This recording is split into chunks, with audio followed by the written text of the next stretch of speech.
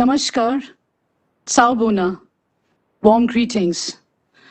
On behalf of the Indian Council for Cultural Relations, I take great pleasure and have the distinct honor of extending a very hearty welcome to all our distinguished dignitaries joining us on the event, eminent participants, our much valued audience from within and outside the country, friends and treasured patrons, dear colleagues, ladies and gentlemen. Indian Council for Cultural Relations, the cultural arm of the Ministry of External Affairs, having completed 71 years this year, set up in 1950 to foster cultural relations with other countries, has evolved over the decade and become a channel for soft diplomacy. We are all here together today on this virtual platform to brainstorm about a very significant topic that is extremely relevant in today's challenging times, related to holistic health, well-being, security, happiness, and find sustainable solutions to combat the threat posed on them. And what could be a better occasion than to have it on the International Day of Yoga, where ICCR already plays a pivotal role, being assigned the responsibility of facilitating the celebration of the IDY in all the Indian missions and posts globally since 2015. In today's time, it is increasingly clear that human health and our relationship with nature are inescapably intertwined. This holds true across many dimensions of health, including the potential for the transmission of disease, just as we are seeing with the current COVID-19 pandemic. While the exact origins of COVID-19 have not yet been confirmed, the link between environmental damage and pandemics is well known. This has recently been highlighted by leading research organizations.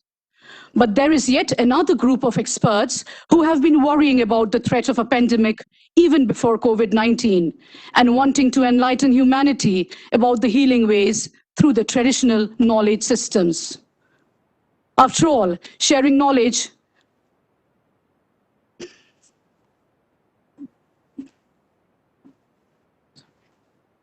These are the indigenous people who, thanks to the traditional knowledge and their intricate relationship with the natural world, have long known that the degradation of the environment has the potential to unleash life-threatening diseases. Resilient and robust indigenous communities have been using the traditional knowledge and practices to find solutions to the challenges that continues to baffle mankind, while continuing to adapt to change as they have done for centuries. As we together fight the pandemic, it is more important than ever to preserve the wisdom of these communities and do all that we can to help them share their vast reservoir of indigenous knowledge system. After all, sharing knowledge and helping one another has led to universal enlightenment, which was preserved, restored, researched, and carefully handed over as priceless heritage of every civilization and culture. This brings us to the ancient African philosophy, I am what I am because of who we all are. In other words, Ubuntu, meaning humanity to others. Through a global virtual conference today, a first of its kind, organized by ICCR on the 7th International Day of Yoga, we shall unveil the true meaning of Ubuntu, the essence of the ancient tradition of yoga, and how the two ancient and enchanting civilizations of the world, Africa and India, can offer powerful and rare insights into their traditional healing ways through interactive sessions and panel discussions with experts. And as the traditional systems also believe that all beautiful things begin with a prayer, by invoking the blessings of the Supreme Power, we shall open this virtual conference with prayers. We are extremely happy to have Dr. Sharduli Terwarkar, who would be guiding us through the meditative session. She is the owner of Sukhayu Wellness Center and is an international Ayurveda and yoga practitioner with a vast experience of 22 years. Founder and former CEO of the Ayurveda Foundation of South Africa, she is the proud recipient of several prestigious awards, has several published work to accredit, and is also one of the academic coordinators for this event. A very warm welcome to you, Dr. Sharduli. The floor is all yours. Thank you, Manjishta ji. Om.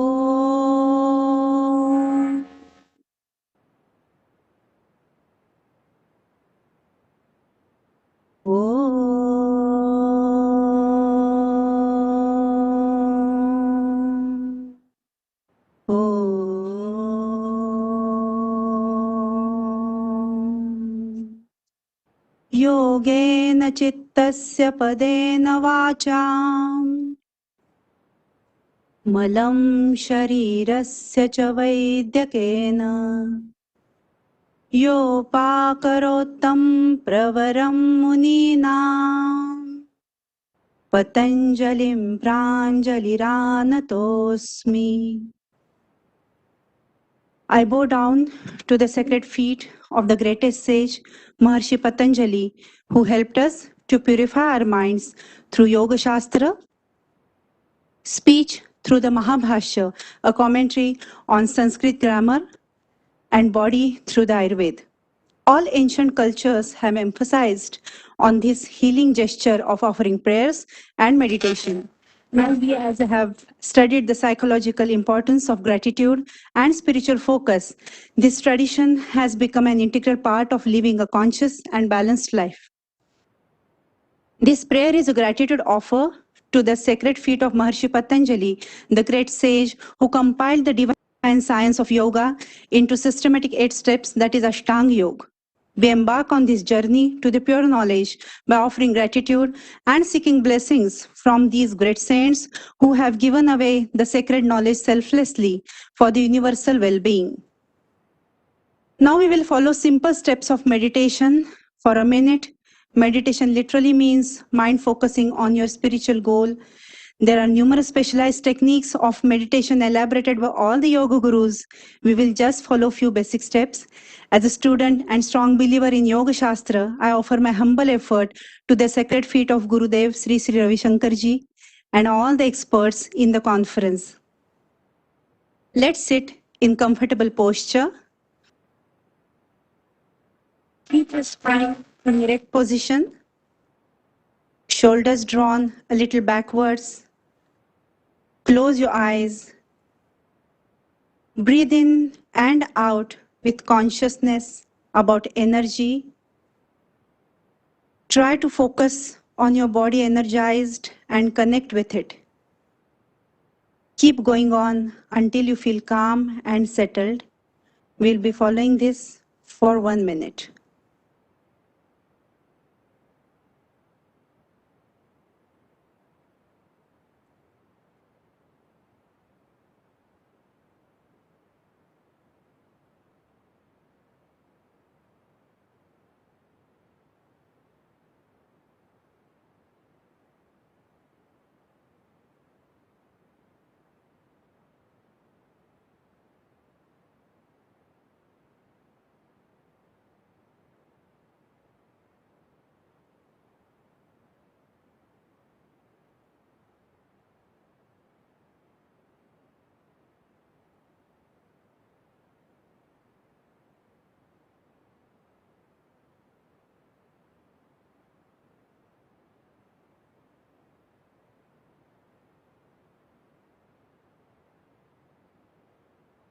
Now feel the surroundings and breathing in and out consciously.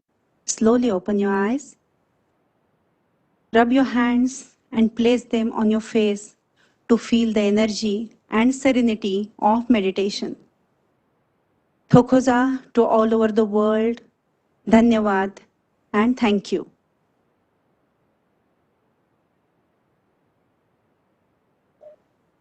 Thank you very much, Dr. Sharduli, for the very soulful and fervent meditative prayer session. We shall now formally open the event with a welcome address by Dr. Vinay Sahasrabudhe, Honorable Member of the Parliament Rajya Sabha and President of the Indian Council for Cultural Relations.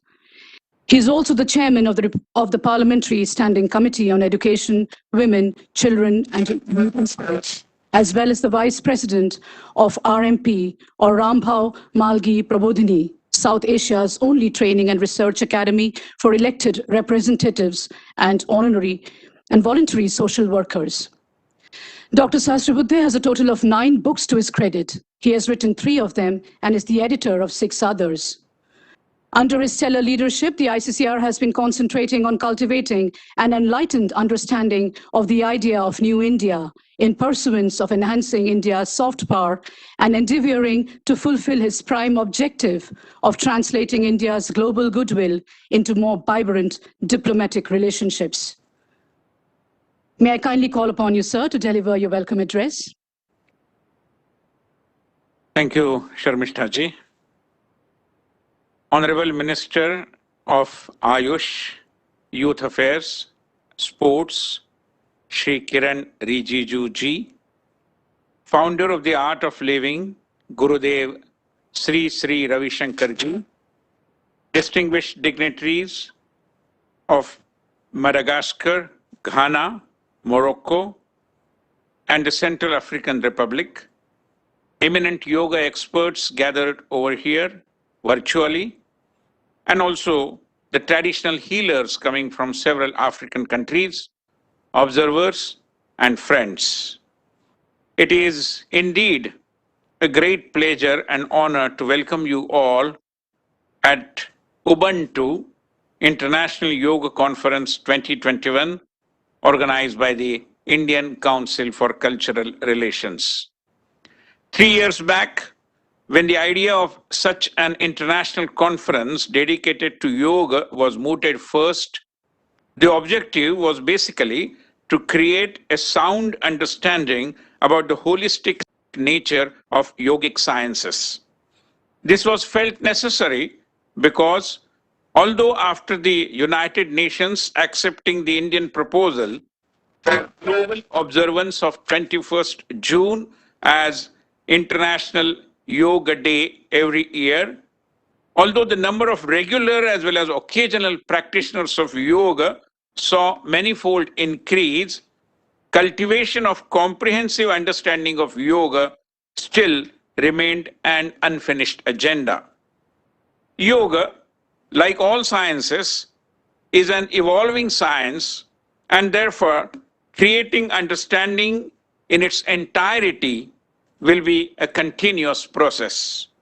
But still, it was felt that an annual academic conference dedicated to this objective, making the global community conscious about the multidimensional characters of yoga as science, will definitely go a long way.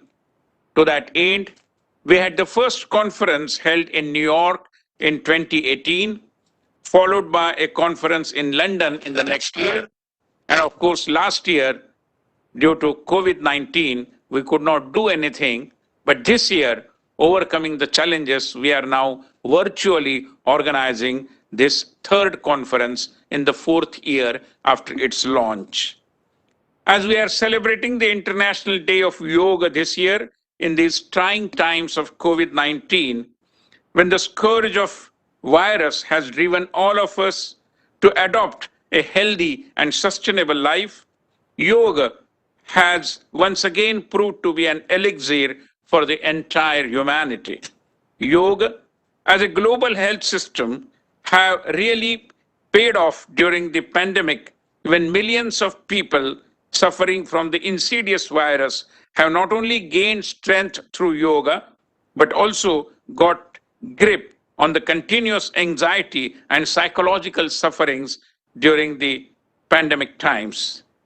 This edition of the conference has a unique theme, as we are all aware. And the theme is Yoga for Universal Well-being, finding commonalities between Indian and African traditions. Friends, we believe that yoga is not just about wellness, but also about well-being. When we say well-being, it means taking care of physical, psychological, or mental, and more importantly, the spiritual health. Also, we believe that the universality of well-being is extremely critical in today's world where relations between communities, societies, countries, and groups of countries are facing severe challenges. India has always believed in Vasudhaiva Kutumbakam, and for spiritual democracy is the foundation of sustainable pluralism. We believe that all kinds of traditional practices, whether in Africa or in other parts of Asia or India, need to be studied, need to be looked into, and their relationship with the yogic sciences also to be found out. Hence, finding similarities in an apparently dissimilar conditions that most countries are passing through, we are sure will help us strengthen the relation and also revisiting the traditions. Like our Indian culture, most traditional African cultures, we find that there is a strong belief to maintain the health and vitality of human beings. One has to address forces in both the natural and the spiritual world. Both in India and Africa, the contemporary popular trend has been to move back to the roots, and both yoga as well as traditional healing practices in African societies are symbols of this trend. Several of our traditions provide us a single window solution for sound mind and sound bodies. However, what is common between yoga and traditional healing practices in Africa and similar traditional societies is the holistic approach calling for lifestyle changes. Indian and African traditions look at health holistically and with an integrationist approach. Unlike various modern medicinal systems, yoga and African healing traditions, as I understand, provide solutions bringing corrections at the very root cause of ailments, which is the modern and the changing lifestyles. In recent times, to mainstream the traditional medicine into public health care to achieve the objective of improved access to healthcare facilities is the need of the hour. And I'm happy to say that India and our partners in Africa are working together to achieve our common goal of universal health care leading to universal well-being.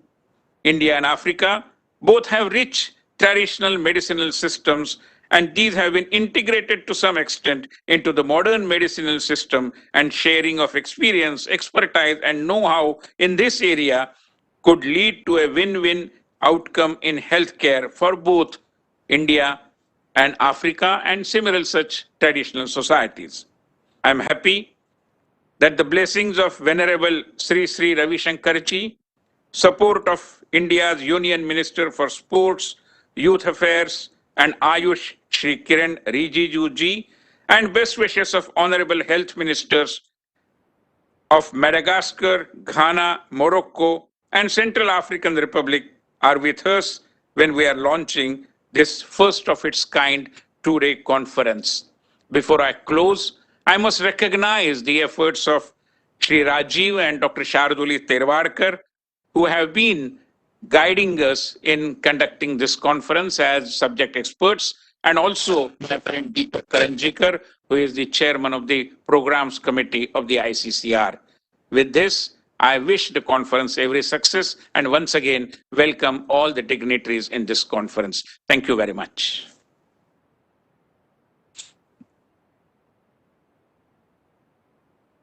And that was Dr. Vinay Sahasrabudhe, Honorable Member of Parliament, Rajya Sabha, and President ICCR, with his welcome address. Thank you very much, sir. The next address would be by an universally revered spiritual and humanitarian leader, Gurudev Sri Sri Ravi Shankarji, who is a lifetime president of Sri Sri University and has gifted a holistic health enhancing technique, Sudarshan Kriya, to the world. He travels to nearly 40 countries every year and has addressed several international forums to spread the message of love and wisdom. Numerous awards have been bestowed upon him, including the highest civilian award of India, Padma Vibhushan, the highest civilian awards of Colombia, Mongolia, and Paraguay. He has also been conferred with 23 honorary doctorates from around the world. In 1981, Gurudev established The Art of Living, an NGO that works in special consultative status with the Economic and Social Council of the United Nations that is present in 156 countries now. In 1997, Gurudev founded the International Association for Human Values to foster human values and lead sustainable development projects. We are humbled and deeply honored to have you address us, Gurudev, on this very significant day. May I kindly call upon you to take the floor? Namaskar. Om ॐ नमः प्रणवार्थाय शुद्धज्ञानैकमूर्तये निर्मलाय प्रशान्ताय दक्षिणामूर्तये नमः. Obeisance to the divine who is present in everyone's heart and in every particle of this universe.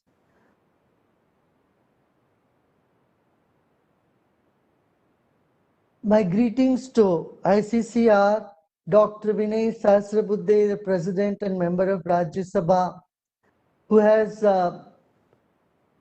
eloquently expressed all the thing that is been happening through the ICCR. And I'm glad to share today's stage with our dear Kiran Rijjuji, Honorable Minister for Youth Affairs and Ayush.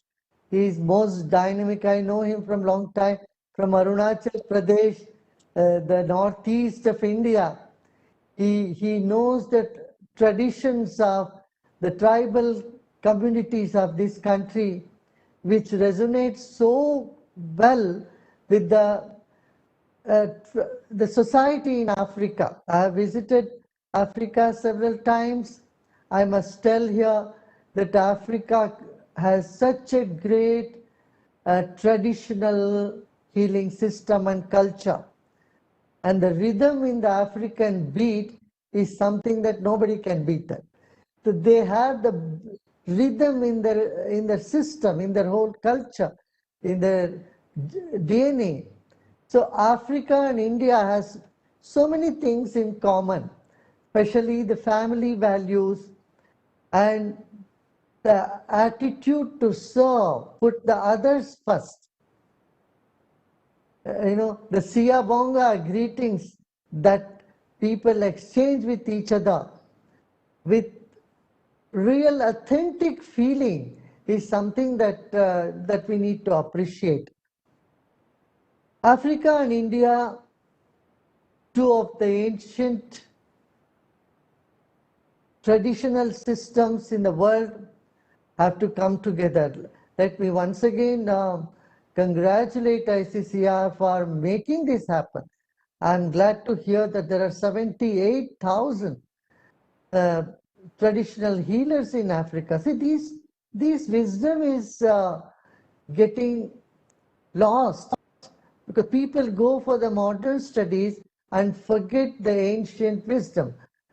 Thanks to our Prime Minister who formed the Ayush Ministry to encourage both the traditional system of medicine in India, Ayurveda, Siddha, and homeopathy and other systems, as well as yoga.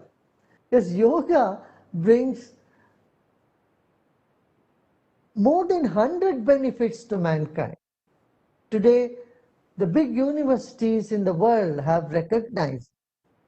40, 50 years back, when we would talk about yoga, people would raise their eyebrows. They think it's only for some freak type of people. It's not the mainstream thing at all. They used to think it is for some Swami sadhus who are sitting in Allahabad on the banks of Ganges, standing on one leg. And this sort of misconception about yoga was there. Even in Africa, people thought this is some religion, so it is against the religion that they have been following. So it took some time for yoga teachers around the world to break these ice, break the prejudice, and get to the root of the cause of prejudice that holds us all in different isolated corners, and to come together to recognize the goodness that we all human beings around the globe have shared. And the shared values of humanity has given rise to this recognition of yoga as one of the main thing, not just physical health, but to combat stress and uplift mental health. Through the efforts of the government of India and the United Nations 7 years ago, today, the 21st June was declared as the International Yoga Day. I was present on this occasion in the United Nations pavilion there, and we had the demonstration of yoga. That time, His Excellency Ban Ki-moon ji, who was the Secretary General of United Nations himself, and his madam, they participated in yoga. You know, one thing he said at the end of the session, I conducted a short meditation for them along with yoga. He said, Gurudev, we must have this practice before every international negotiations, because we come from a very different space of communication, of understanding, of cooperation, and a very calm, serene state of mind is what one can expect from yoga and meditation. Today, our world is ridden with so many conflicts. There are family conflicts and conflicts between the communities and conflict between the nations. I think it's a yoga that can help improve our communication skills and calm down our mind and help us to understand the other better. Here I would like to say, African countries with such immense natural resources unfortunately has conflicts from a long time in the Central African region between the communities, between the tribes, and between religions. I would say that yoga can tremendously help them to understand each other and to resolve the conflicts amicably. I would like to remember one incident that happened several years ago in Sierra Leone. You know, in Sierra Leone there was fight between two communities, there was conflict between two religious communities. One lady from India, from Mumbai, she said she knew she can speak French, and she asked me permission if she can go and teach people in Sierra Leone. I was little apprehensive of sending a young lady all the way going from India and trying to do some work on yoga and teach people in Sierra Leone. But then she insisted, so then I had to agree. I said, okay, go. So when she went there, she taught yoga and meditation to both these communities independently and then brought them together. You know, what happened there was a history. It was documented by the government of Sierra Leone as well. People from one religious community who had chased the people of other religious community from their villages, they went and invited them. They built toilets for one community while the other community built schools for the second one.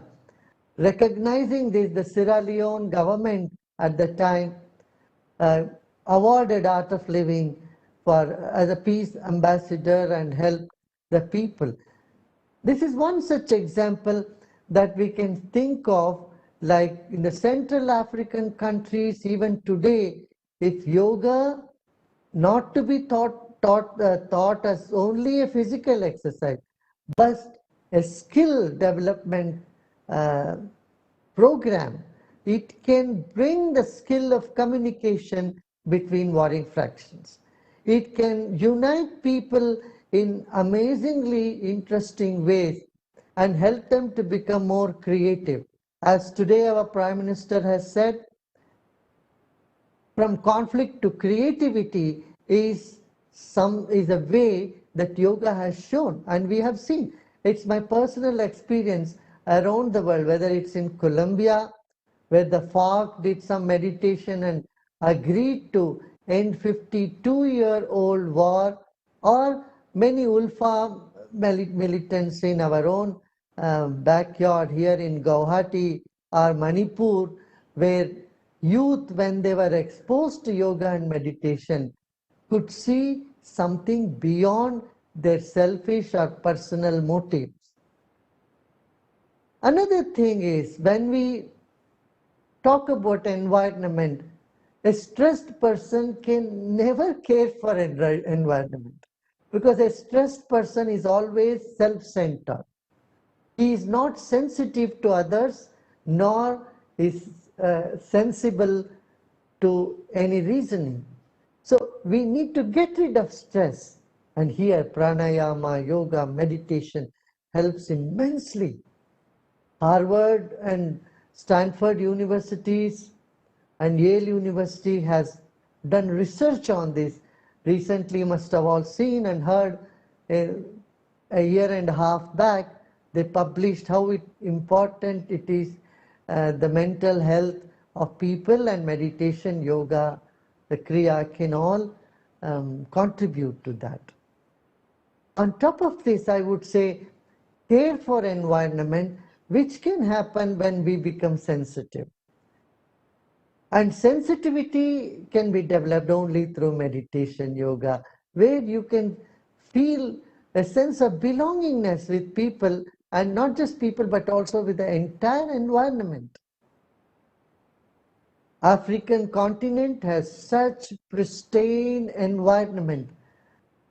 It will be a loss for the world if this pristine purity and protected environment is lost.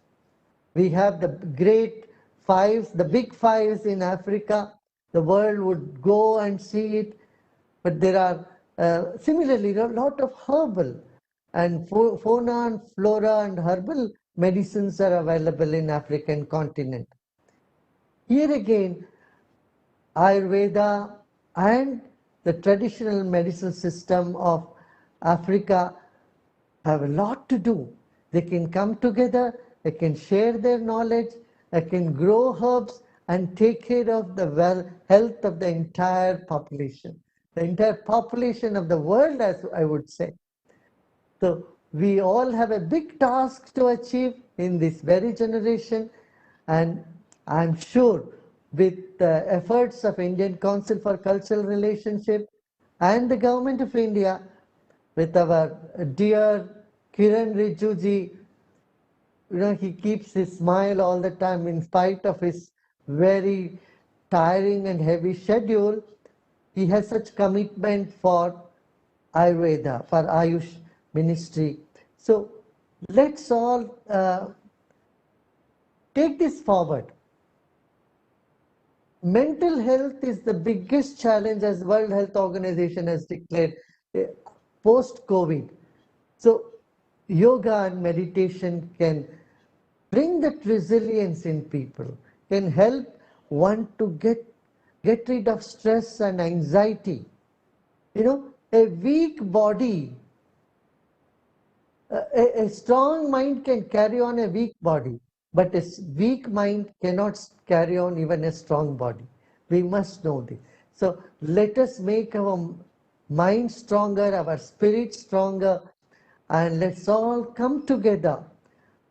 I would congratulate all those healers of Africa who have joined for this very important step forward, and His Excellencies and ministers and dignitaries of various African countries who are participating.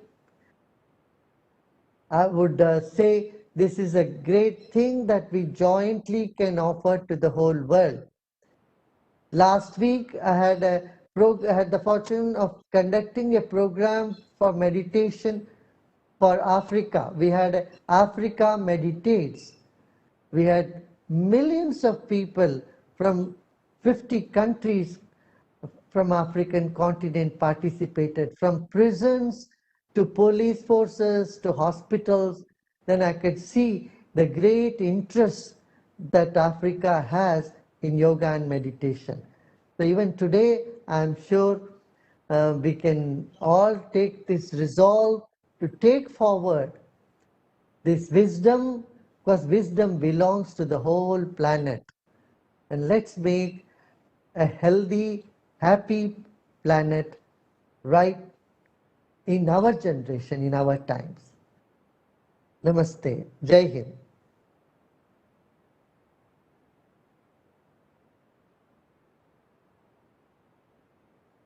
Thank you very much, Gurudev, for gracing this event with your much revered and venerated presence.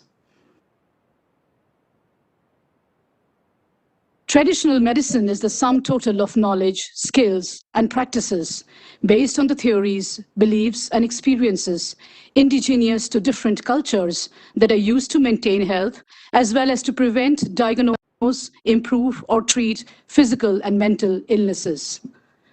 African traditional medicine is the oldest, especially the use of medicinal plants, and perhaps the most assorted of all therapeutic systems, and is holistic, involving the body and the mind, a similarity that can be traced to Indian traditional medicinal systems too. And then we have yoga, another very ancient practice of India for physical, mental, and spiritual well-being that has found resonance in Africa and being globally adopted today. Stand by closely for the next segment of this inaugural session, because you will not want to miss any of it. It would come to you loaded with powerful insights and vital information from none other than the distinguished dignitaries themselves, representing the sector health from East Africa, West Africa, North Africa, and Central African Republic. Let us hear the thoughts on this Ubuntu Yoga International Conference, bringing Africa and India together. The first message is from His Excellency Professor Jean-Louis Rokotovao, Honorable Health Minister of Madagascar.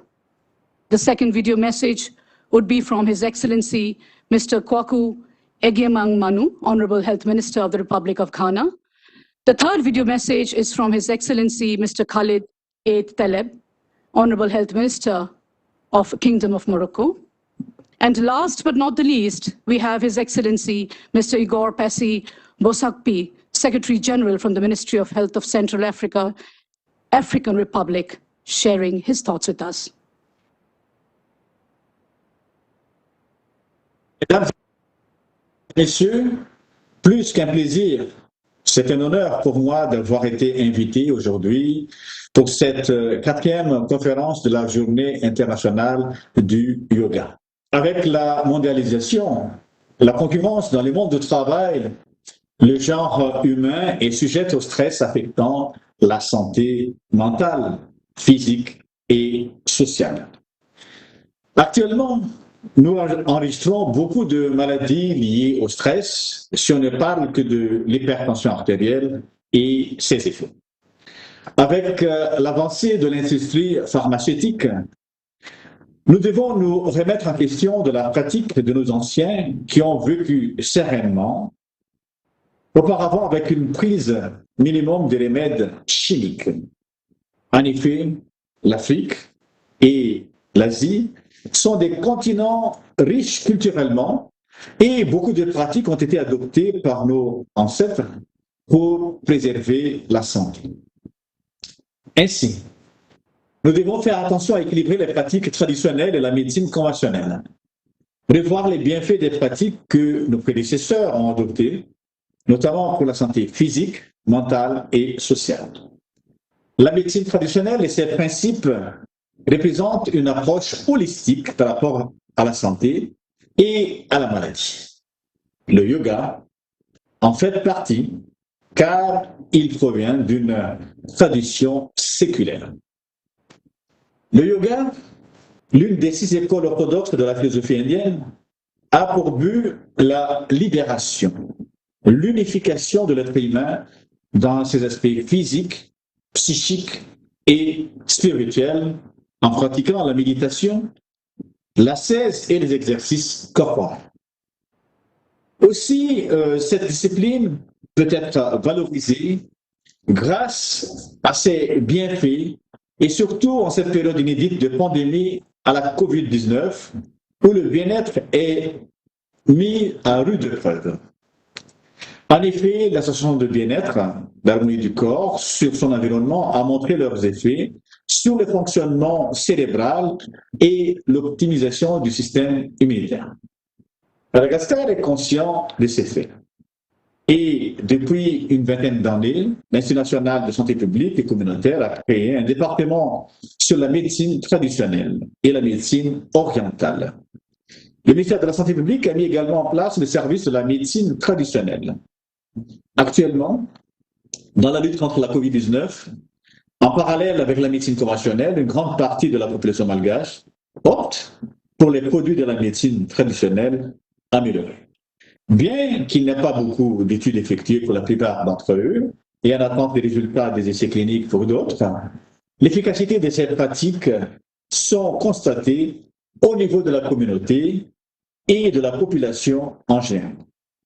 Devant ces faits, nous devions mettre en émergence nos pratiques et adapter pour promouvoir la santé.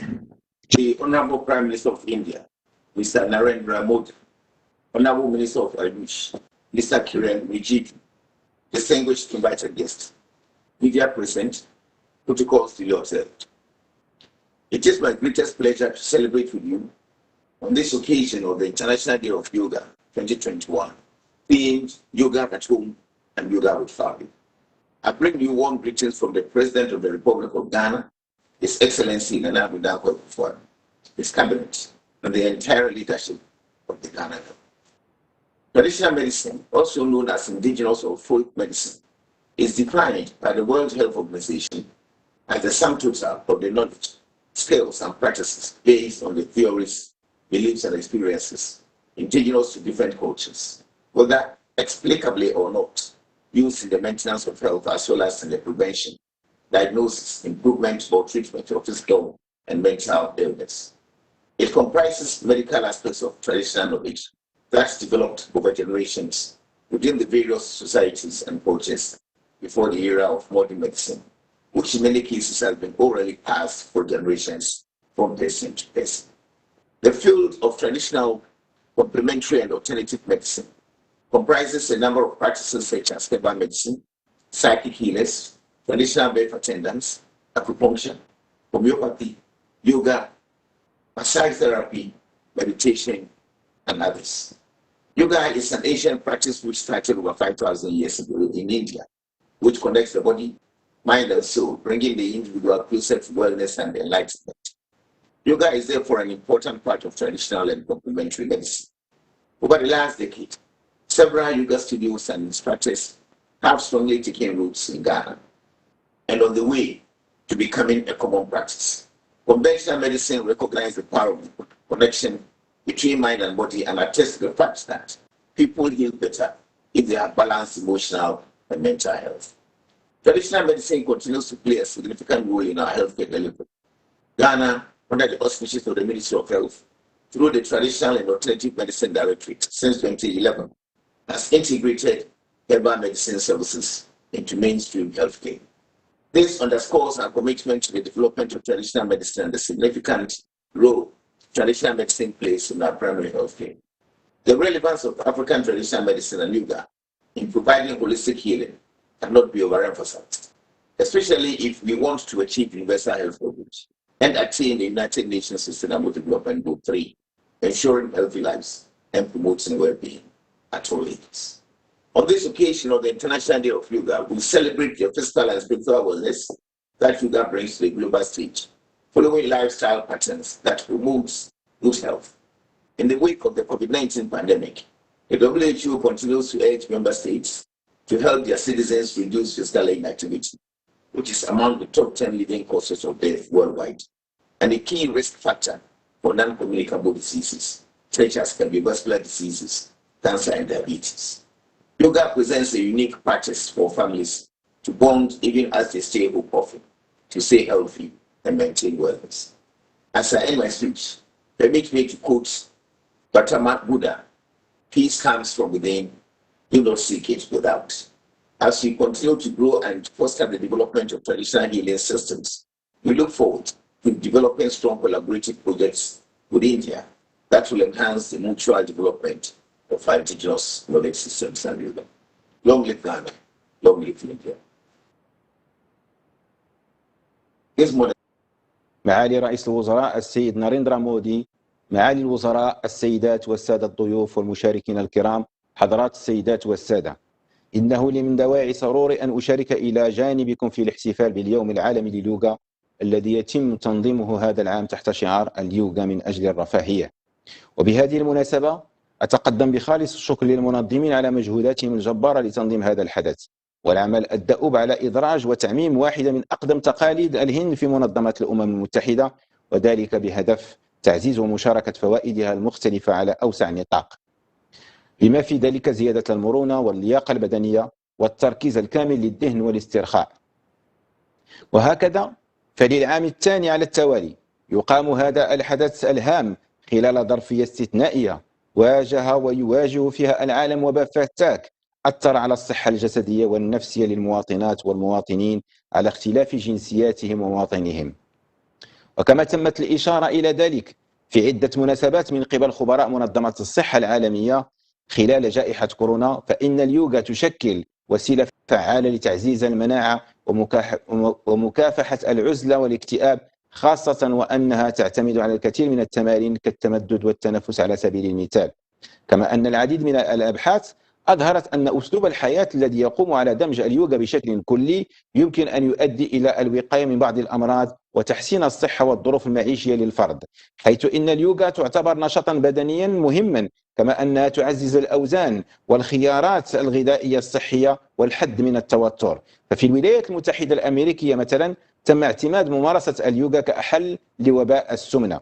معالي رئيس الوزراء، معالي الوزراء، أيها الحضور الكريم، منذ إعلان الجمعية العامة للأمم المتحدة سنة 2014 يوم 21 يونيو كموعد سنوي للاحتفال باليوم العالمي لليوغا، شرعت المملكة المغربية كل سنة في تنظيم فعاليات في مختلف مدنها وخاصة الرئيسية منها كالرباط والدار البيضاء ومراكش وآغادير وطنجة للاحتفال بهذا اليوم. وفي هذا الإطار أود التذكير بأن المملكة المغربية بقيادة جلالة الملك محمد السادس نصره الله قد عززت التزامها بتعزيز قيم التسامح والاعتدال بين جميع أطياف مجتمعها، وهو ما يتماشى مع نفس القيم الروحية لليوغا التي تهدف في جوهرها إلى تحقيق السلام وصفاء الذهن.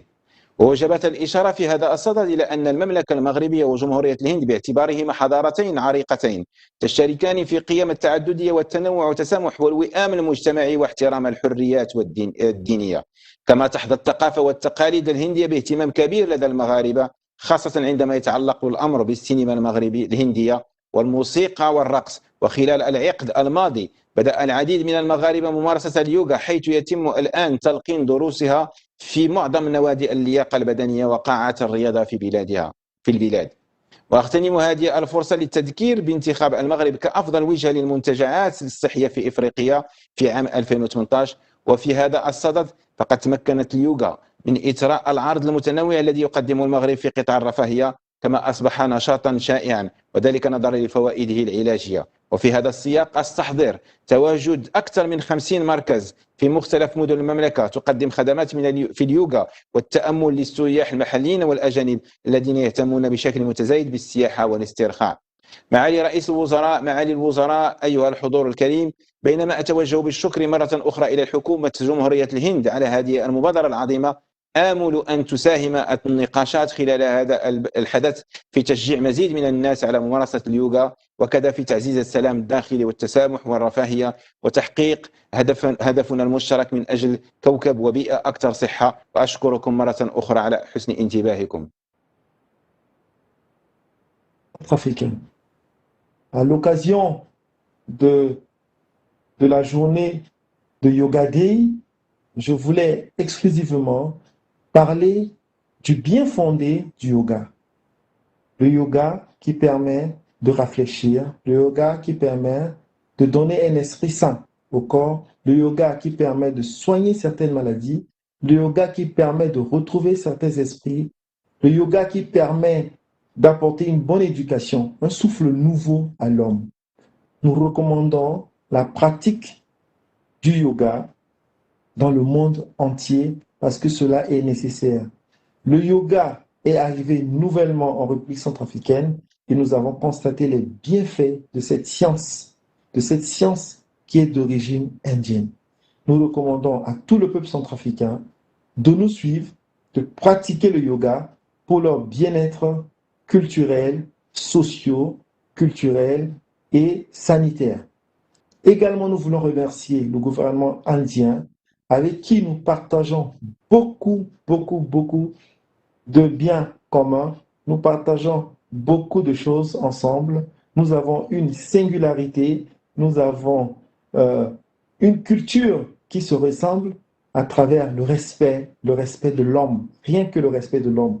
Cela nous va droit au cœur, avec ce que le peuple indien nous démontre au niveau de la République centrafricaine, à travers toutes les aides que le peuple indien nous ramène au niveau de la République centrafricaine, à savoir sur le plan sanitaire, sur le plan socio-économique, pour le développement de notre cher, beau pays qui entretient de belles relations avec l'Inde.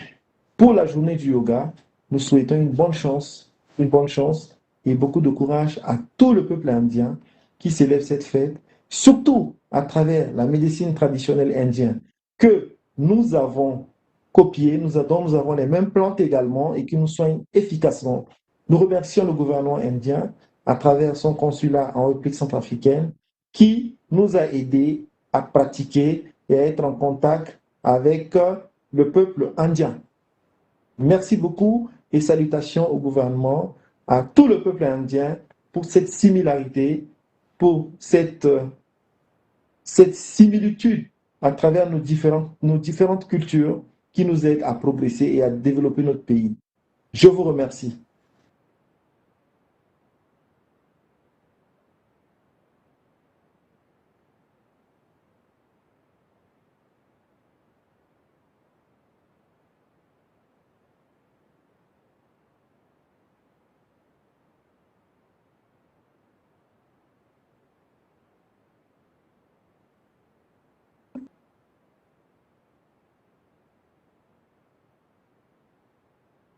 And that last message came to us from the Secretary General, Ministry of Health of Central African Republic, His Excellency, Mr. Igor Passy Besokop.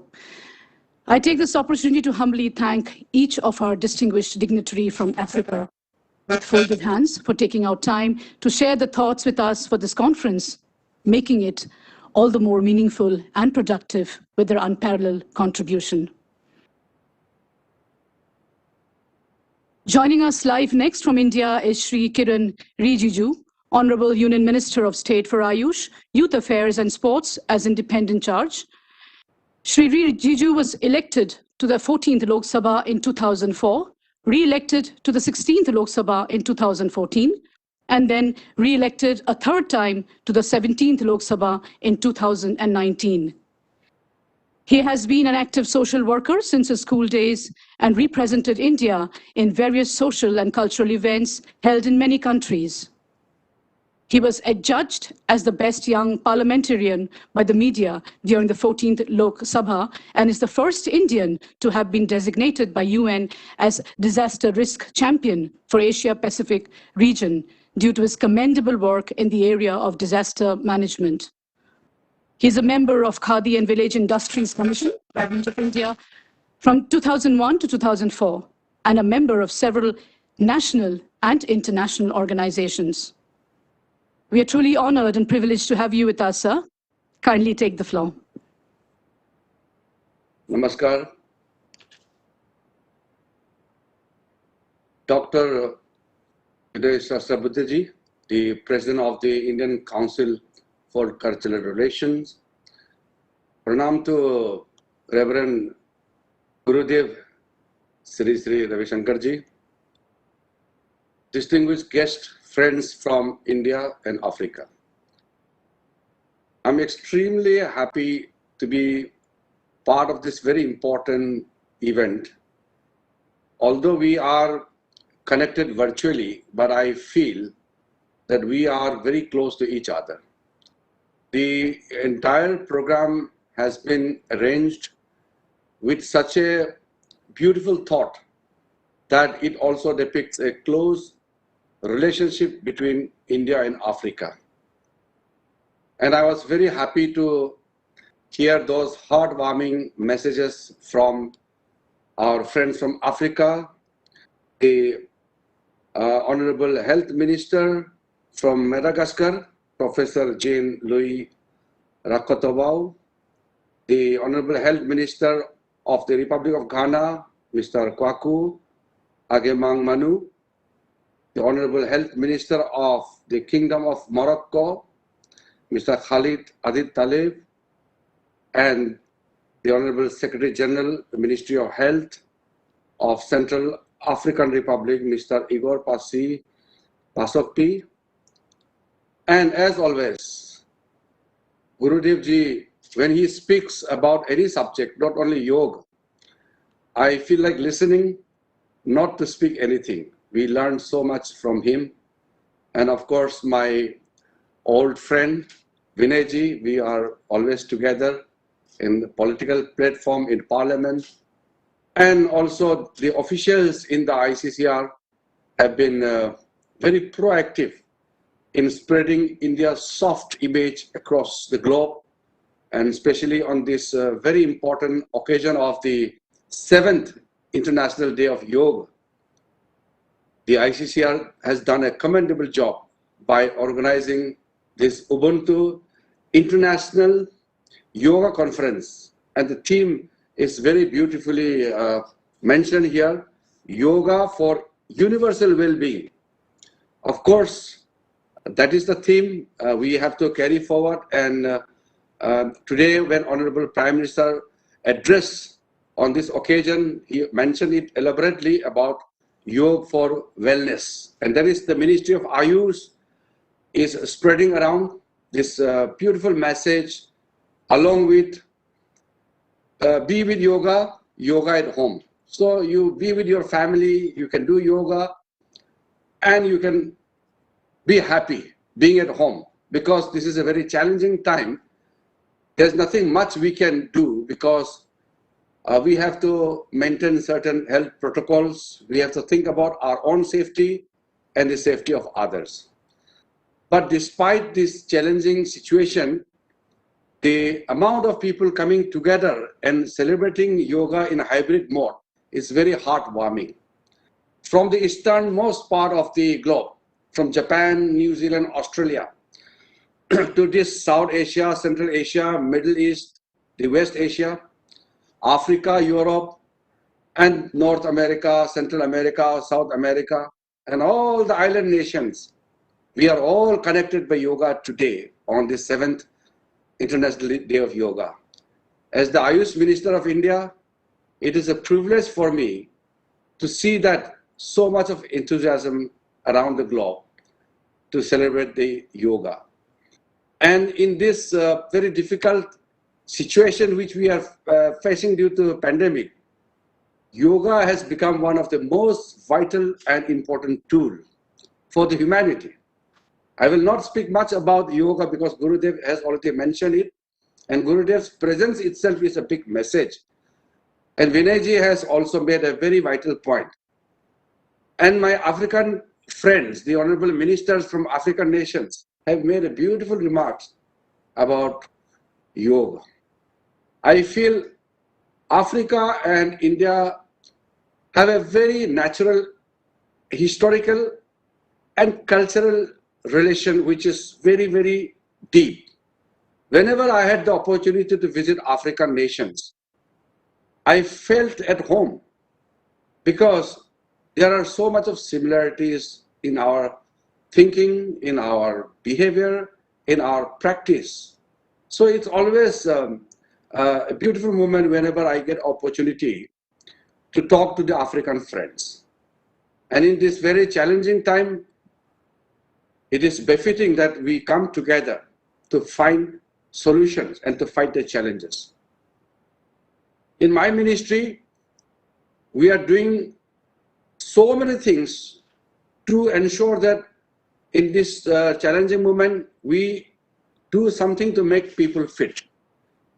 I am also the Minister for Youth Affairs and Sports. We have launched Fit India movement. Honorable Prime Minister had launched it. I have tried to make it more universal to ensure that every Indian become fit, both physically and mentally. Only fit citizens can make a country fit. A fit country will become prosperous. As Guruji also mentioned about mental fitness and physical fitness, and then which leads to spiritual fitness also. So that is so important. So while we are talking about Fit India movement, we can achieve Fit India movement if we can take yoga to every individual. It's very important for me personally to ensure that the Fit India movement becomes a success story. And it is, in fact, the biggest ever fitness campaign in the whole world. India being a large country, huge population, every campaign in India has its own dimension because of the spread of our size and our population. So India's success will lead to a global success because India's contribution to the global share in terms of size, in terms of population is huge. That is why we have to ensure that a success story in India is indeed a success story for the world. That is why all those important campaigns we launched in India have its own connotation. This year is a very challenging time, but I'm seeing that in India, the situation has become better. During this pandemic, our ministry, we had tried to utilize the Indian system of medicines, the Indian knowledge to combat COVID-19. Through Ayurvedic treatment, to allopathy is doing very good. But at the same time, we have to ensure that our traditional system also come forward. So Ayurvedic, homeopathy, Unani, Siddha, Savarikpa, naturopathy, and yoga being in the forefront, we are trying to utilize the Indian system, the Indian traditional system of medicines to come to our rescue.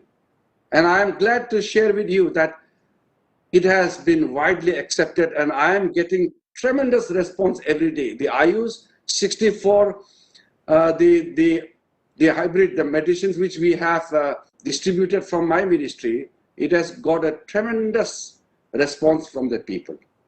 And about the yoga, I have no words to say because yoga has been the greatest gift from India to the world. And today I'm once again very excited to see that our African friends have joined us. And finally, I want to commend ICCR led by Vinayji and of course Mr. Patnaik. He has been known to me for quite some time and he is there as DG and the DDG, Mr. Pise. He was ambassador in Tunisia and ambassador in charge for Libya.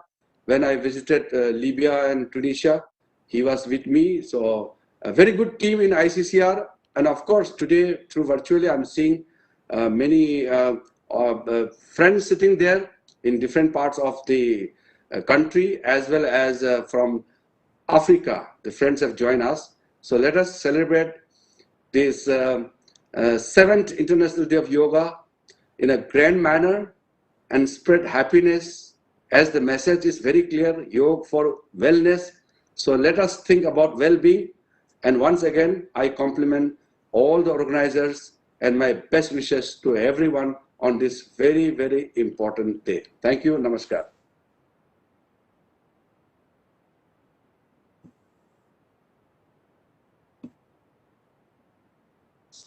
Thank you very much, sir.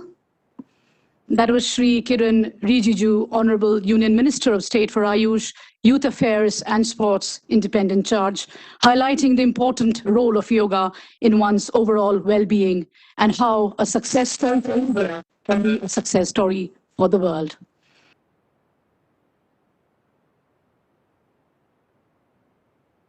On a day fully dedicated to yoga, how can we not talk about sun salutations? No, I did not refer to the popular yoga practice incorporating 12 asanas, also known as Surya Namaskar, where Surya in Sanskrit is sun and Namaskar means salutations. What I'm referring to here is a book by this name, authored by the young and dynamic twin sisters, Devyani and Shivaranjani Bharadwaj, and published by Miss Smita Bharadwaj.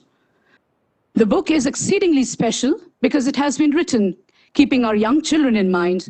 That would prove very beneficial to them for understanding the benefits of yoga from early on. Ms. Smita Bharadwaj is present amongst us today for the launching ceremony of the book. To do the honors, I kindly call upon Dr. Vinay Sahasrabudhe, President ICCR, accompanied by Shri Prashant Pise, Deputy Director General ICCR, and Shri Paranjikar, Chairman of the Finance Committee and Head of the Program Committee ICCR. Yeah.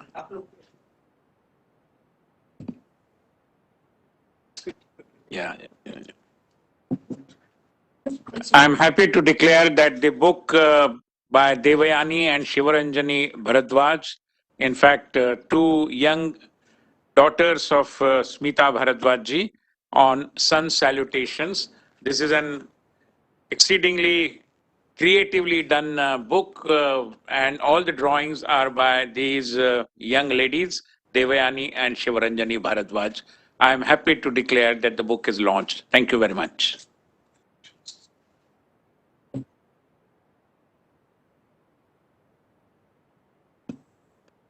Thank you very much.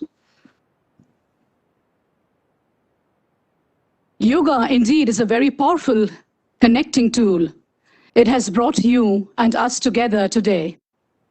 Like our Honorable Prime Minister Narendra Modi ji said, yoga is the journey from me to we. Yoga makes an individual a better person in thought, action, knowledge, and devotion. Addressing the nation on a televised mode because of the pandemic, early this morning, on the occasion of the 7th International Day of Yoga 2021, whose theme is Yoga for Wellness, our Honorable Prime Minister emphasized on the benefits of yoga and said it's a ray of hope, a source of inner strength, and helps us fight negativity. He said yoga is helping people fight against COVID in a big way. While paucity of time will not allow us to play his entire address, we are extremely happy to bring you excerpts of his incredibly inspiring and enlightening speech. Listen in. Friends, yoga tells us that so many problems might be out there, but we have infinite solutions within ourselves. We are the biggest source of energy in our universe. We do not realize this energy because of the many divisions that exist. At times, the lives of people exist in silos. The divisions reflect in the overall personality as well. The shift from silo to union is yoga. A proven way to experience a realization of oneness is yoga. I am reminded of the words of the great Gurudev Tagore, who said, and I quote, "The meaning of our self is not to be found in its separateness from God and others, but in the ceaseless realization of yoga of union," unquote. The mantra of Vasudhaiv Kutumbakam, which India has followed since ages, is now finding global acceptance. We all are praying for each other's well-being. If there are threats to humanity, yoga often gives us a way of holistic health. Yoga also gives us a happier way of life. I'm sure yoga will continue playing its preventive as well as positive role in healthcare of masses. योग प्रशिक्षण के कई videos दुनिया की अलग अलग भाषाओं में उपलब्ध होंगे. ये आधुनिक टेक्नोलॉजी और प्राचीन विज्ञान के फ्यूजन का भी एक बेहतरीन उदाहरण है। मुझे पूरा विश्वास है एम योगा ऐप योग का विस्तार दुनिया भर में करने और वन वर्ल्ड वन हेल्थ के प्रयासों को सफल बनाने में बड़ी भूमिका निभाएगा। साथियों, गीता में कहा गया है, तम विद्या दुख संयोग वियोगम योग संगीतम, अर्थात दुखों से वियोग को, मुक्ति को ही योग कहते हैं। सबको साथ लेकर चलने वाली मानवता की ये योग यात्रा हमें ऐसे ही अनवरत आगे बढ़ानी है। चाहे कोई भी स्थान हो, कोई भी परिस्थिति हो, कोई भी आयु हो, हर एक के लिए योग के पास कोई न कोई समाधान जरूर है।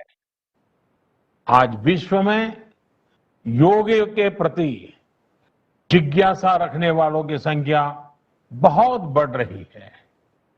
देश विदेश में योग प्रतिष्ठानों की संख्या में भी वृद्धि हो रही है। ऐसे में योग का जो मूलभूत तत्व ज्ञान है, मूलभूत सिद्धांत है, उसको कायम रखते हुए योग जन जन तक पहुंचे, अविरत पहुंचे, निरंतर पहुंचे, ये कार्य आवश्यक है। और ये कार्य योग से जुड़े लोगों को, योग के आचार्यों को, योग के प्रचारकों को साथ मिलकर करना चाहिए। हमें खुद भी योग का संकल्प लेना है और अपनों को भी इस संकल्प से जोड़ना है। योग से सहयोग तक का ये मंत्र हमें एक नए भविष्य का मार्ग दिखाएगा, मानवता को सशक्त करेगा।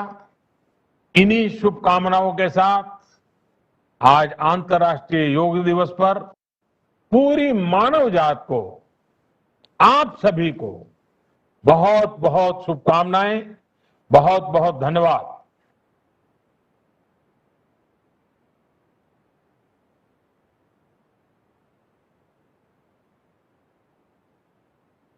Those were excerpts from our Honorable Prime Minister, Shri Narendra Modi's televised address to the nation early this morning on the occasion of the 7th International Day of Yoga, brought to you by the Indian Council for Cultural Relations.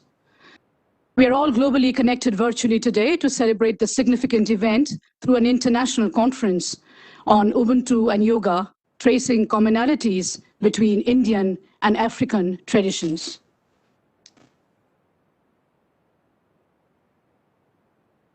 And with that, we come to the end of the inaugural session, which cannot be complete without expressing gratitude. With great pleasure, may I now kindly call upon Deputy Director General of the ICCR, Shri Prashant Pise, to deliver the vote of thanks. A career diplomat of the Indian Foreign Service from the 1995 batch, he has served several Indian missions abroad. Over to you, sir. Thank you, Manjishta. It is heartening that there has been tremendous enthusiasm that has built up around International Day of Yoga 2021. Our diplomatic missions abroad have been conducting several events in the run-up to the IDY 2021 in virtual, hybrid, or in-person mode. And it is surprising that many people are embracing yoga from their homes due to COVID restrictions. It is estimated that more than 1,000 events have been organized by Indian missions abroad on this occasion. Yoga has emerged as a significant public health movement, and there is greater recognition of mainstreaming of yoga in the lives of people, and there is a certain buzz about yoga globally. I must thank President ICCR, who has to leave for Parliamentary Standing Committee just now, for mooting the idea of holding this conference on the theme of yoga for universal well-being, and with particular focus on Africa and finding similarities between traditional healing practices in Africa and Indian ancient practice of yoga. The concept was developed by Dr. Sharduli and Shri Rajiv Terwadkar, who spent some years in South Africa and have had first-hand experience and understanding of African healing systems. So thank you, Rajiv and Sharduli, for bringing this to the table. I'd like to thank Ministry of Ayush for collaborating with ICCR, and my very special thanks to Honorable Minister of Sports, Youth Affairs and Ayush, Shri Kiran Rijiju, as chief guest for providing guidance and giving his valuable insights into yoga and what India is doing, what his Ministry of Ayush is doing, and what our roadmap ahead is. I wish to thank Sri Ravi Shankar ji for his blessings and insightful commentary and about traditional wisdom and ancient practices and extensive discourse on yoga's.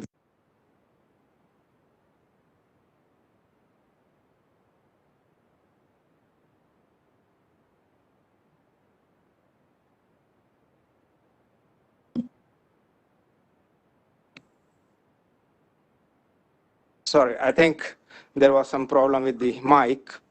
So I thank Shri Gurudev ji for his blessings and insightful commentary and for making some suggestions about how conflict resolution can be done in Africa. I thank our special guest from Africa, the health ministers from Madagascar, Ghana, Morocco, and Central African Republic for taking the time out and addressing the audience and effusively speaking about yoga and highlighting synergies between yoga and traditional practices in their respective countries. It gives us a lot of satisfaction to know that yoga has been making a difference in lives of people in Africa and across the world, and there is much to be done to collaborate further. I thank all our missions abroad for promoting this event extensively so that many people can benefit from the dialogue on this important topic. I wish to thank particularly our missions in Madagascar, Zimbabwe, Central African Republic, Morocco, Ghana, and our consul generals in Johannesburg and Durban for their painstaking efforts in reaching out to the local governments. I must thank our audience all across the world for joining this conference. In fact, at this very moment, at least 50 traditional healers are watching this event live from our consulate in Johannesburg, as well as from several of our missions in Africa, and I just mentioned Johannesburg, and many more missions, including Harare in Zimbabwe and also in North Africa. I thank our international students who have been studying in India under ICCR scholarship in every part of India and who are watching this program live from their universities and colleges and hostels. Our regional offices of ICCR all over India for bringing this conference to the doorsteps of various state governments and regional educational institutions in India. Well, this is only the beginning of the conference and we have just kick-started it on a very happy note. In the course of next 1.5 days, several panelists from India, Africa, and across the world will be deliberating and discussing finer aspects of yoga and indigenous traditional knowledge systems of Africa and thematic presentations on how these practices can help in COVID management, mental and physical well-being, and cure for lifestyle diseases. I thank all panelists for joining the incoming sessions and sharing their thoughts, and I wish them all success. Last but not least, I wish to thank my ICCR team and Shri Deepak Karanjikarji, who is sitting right now here and who is providing his unstinting support and hard work in making this conference a reality and a great success. And I also thank our the Master of Ceremony, Srimati Amstadi, who is from ICCR for conducting this inaugural session. Lastly, I thank all our sponsors of the conference who joined their hands with us and collaborated with us. Thank you all for your time. And with this, we come to the end of the inaugural session. Thank you very much. Thank you very much, sir. We shall now take a short break and resume in 5 minutes from now with a panel discussion on yoga for COVID-19 management. Moderating the technical session 1 would be Dr. Sharduli Terwarkar. Thus concludes my section of the presentation. I will now hand you over to Dr. Sharduli, who will take the discussion forward after the break. And she will introduce all the panelists to you. Thank you very much for being such wonderful audience. A big thank you to all our eminent participants. Dhanyavad. Thokoza.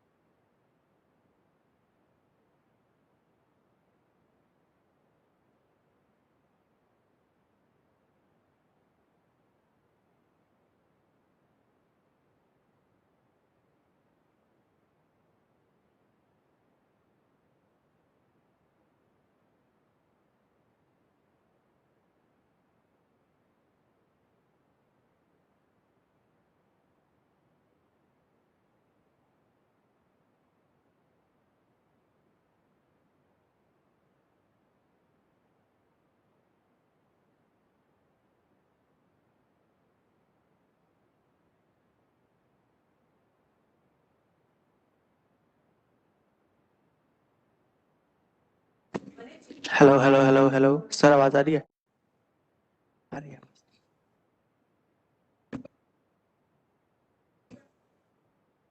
Test 1 2 3 1 2 3 आ रही है बस।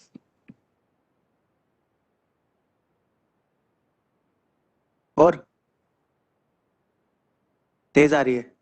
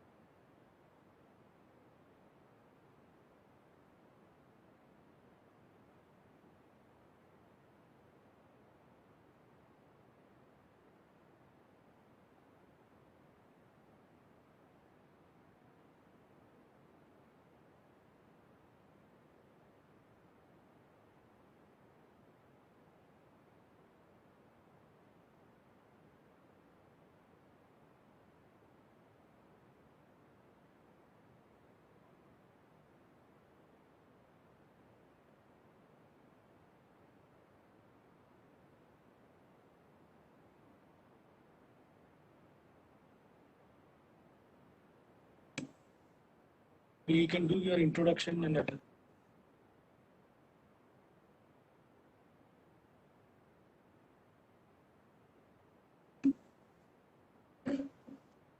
Saubona, Namaste, and welcome all. We express our gratitude and pride to welcome all the dignitaries and delegates representing Africa and India to celebrate International Yoga Day, marked with this collaborative academic event, Ubuntu International Yoga Conference 2021, starting today on 21st of June and closing tomorrow on 22nd of June. This is the first conference on this unique theme, finding commonalities between African and Indian traditions for the universal well-being. Due to the corona pandemic, we are meeting virtually, but the energy of this event emphasizes on that instinctive quest and strong spirit of mankind to keep finding solutions to any problem ahead and marching ahead with faith in hearts and hope in the eyes.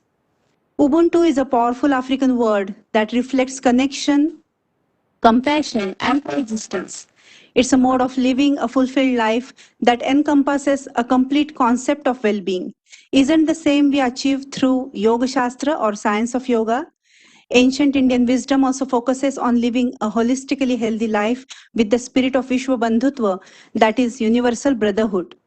We are here to celebrate this ancient old quest and spirit of mankind in form of this historical moment.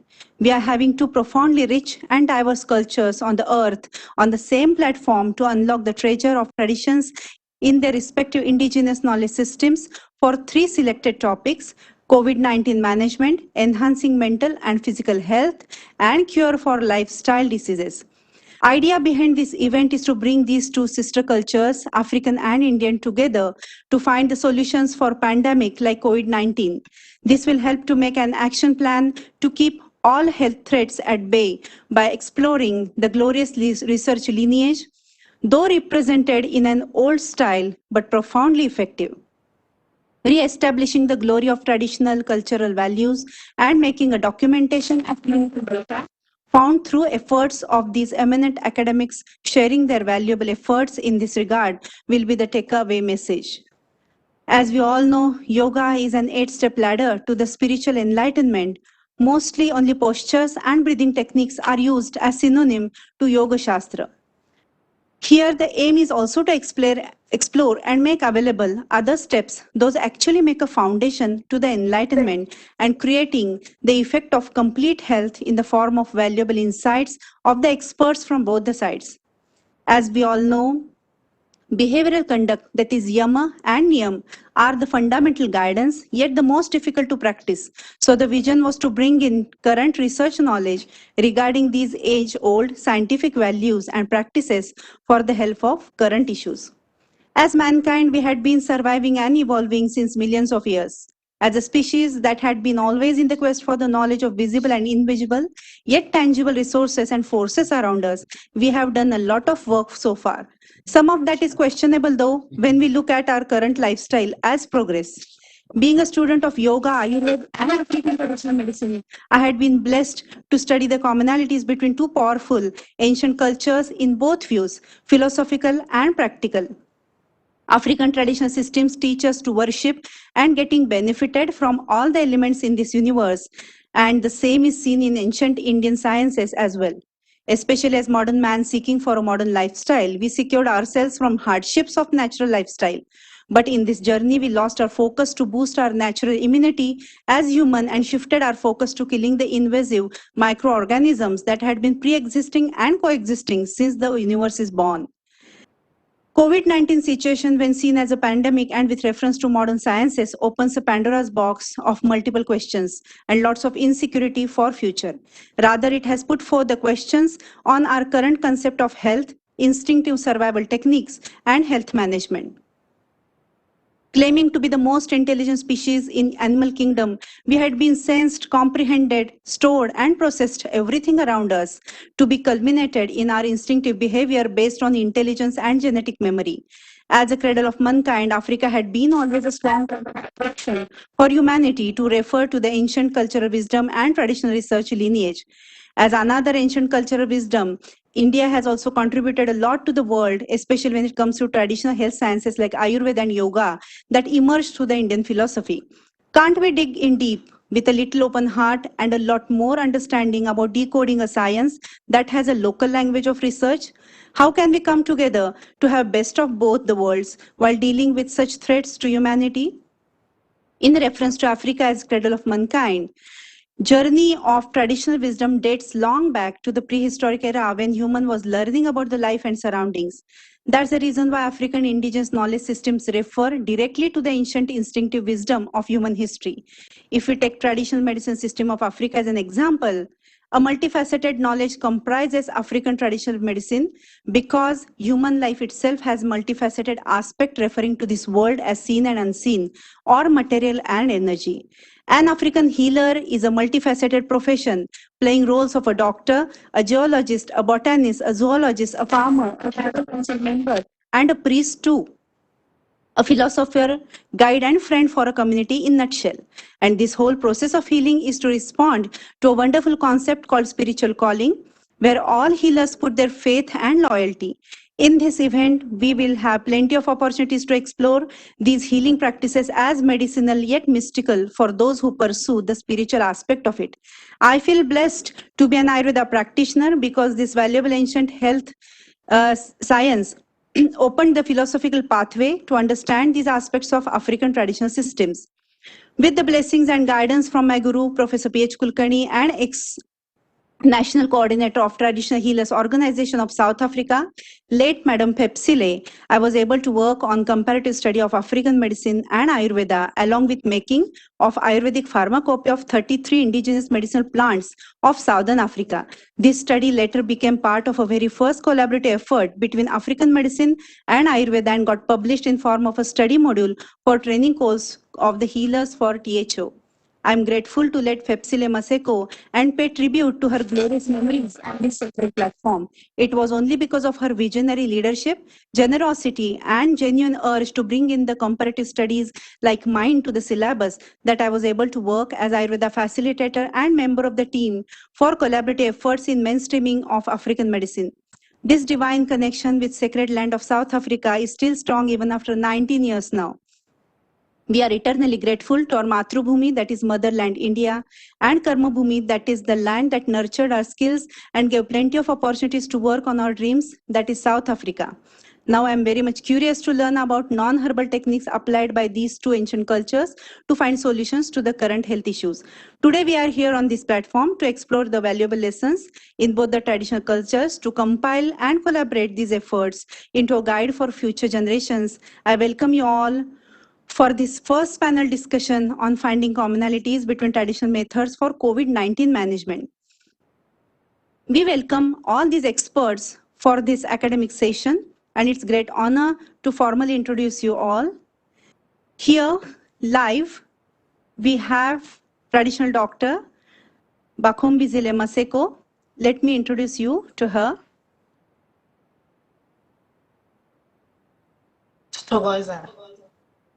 Tokoza, friend. It's great honor to welcome National Coordinator of Traditional Healers Organization, South Africa, Traditional Dr. Khombizile Maseko. With more than 80,000 healers as members, Traditional Healers Organization came in with its full support and participation. We were overwhelmed to see the enthusiasm and huge amount of work they did throughout the pandemic. Ms. Maseko is a passionate indigenous knowledge holder, traditional health practitioner herbalist, advocate for indigenous knowledge systems, particularly traditional medicine, cultural education, and transformation worker. She is currently providing advice on bioprospecting, access and beneficiation to the Department of Environmental Affairs, Forest and Fisheries for indigenous people and THP sector. Traditional Dr. Maseko is looking to contribute and be part of a dynamic and performance-driven governance and management team working for the development and empowerment of the traditional health education, arts and culture, and the traditional medicine industry. We are eager to know about footprints of THO in systematic and scientific research in African traditional medicine, and also about your collaborative approach in regards with traditional knowledge systems in Africa. Hallmark of her work is organization development, directing, project development, management and monitoring within the traditional health sector, which include but is not limited to training and development, stakeholder relationship management, ICAS education, beneficiation and community development, negotiation and conflict resolution, innovation, ICAS enterprise development, traditional medicine industry development, coaching and mentorship, and project resource mobilization. We are grateful to you for accepting our invitation as an expert panelist and also for sharing your knowledge now. We are grateful to you for bringing in the blessing to the event. And let's listen to her speech now. I'm very happy, very excited. Thank you, Thokoza. Thokoza, greetings to everyone. Thank you so much for having us on this very important conference today. COVID-19 was a very challenging time for us as THPs.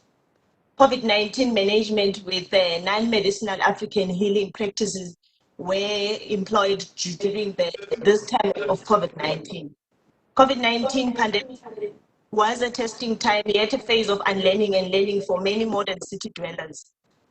We as ambassadors of health practitioners left no stone unturned to remind our communities of our strong and resilient ancestors, our superheroes, those who fought with all sorts of hardship and natural calamities like icebergs, droughts and floods and epidemics, just to follow evolution phases and come out much stronger.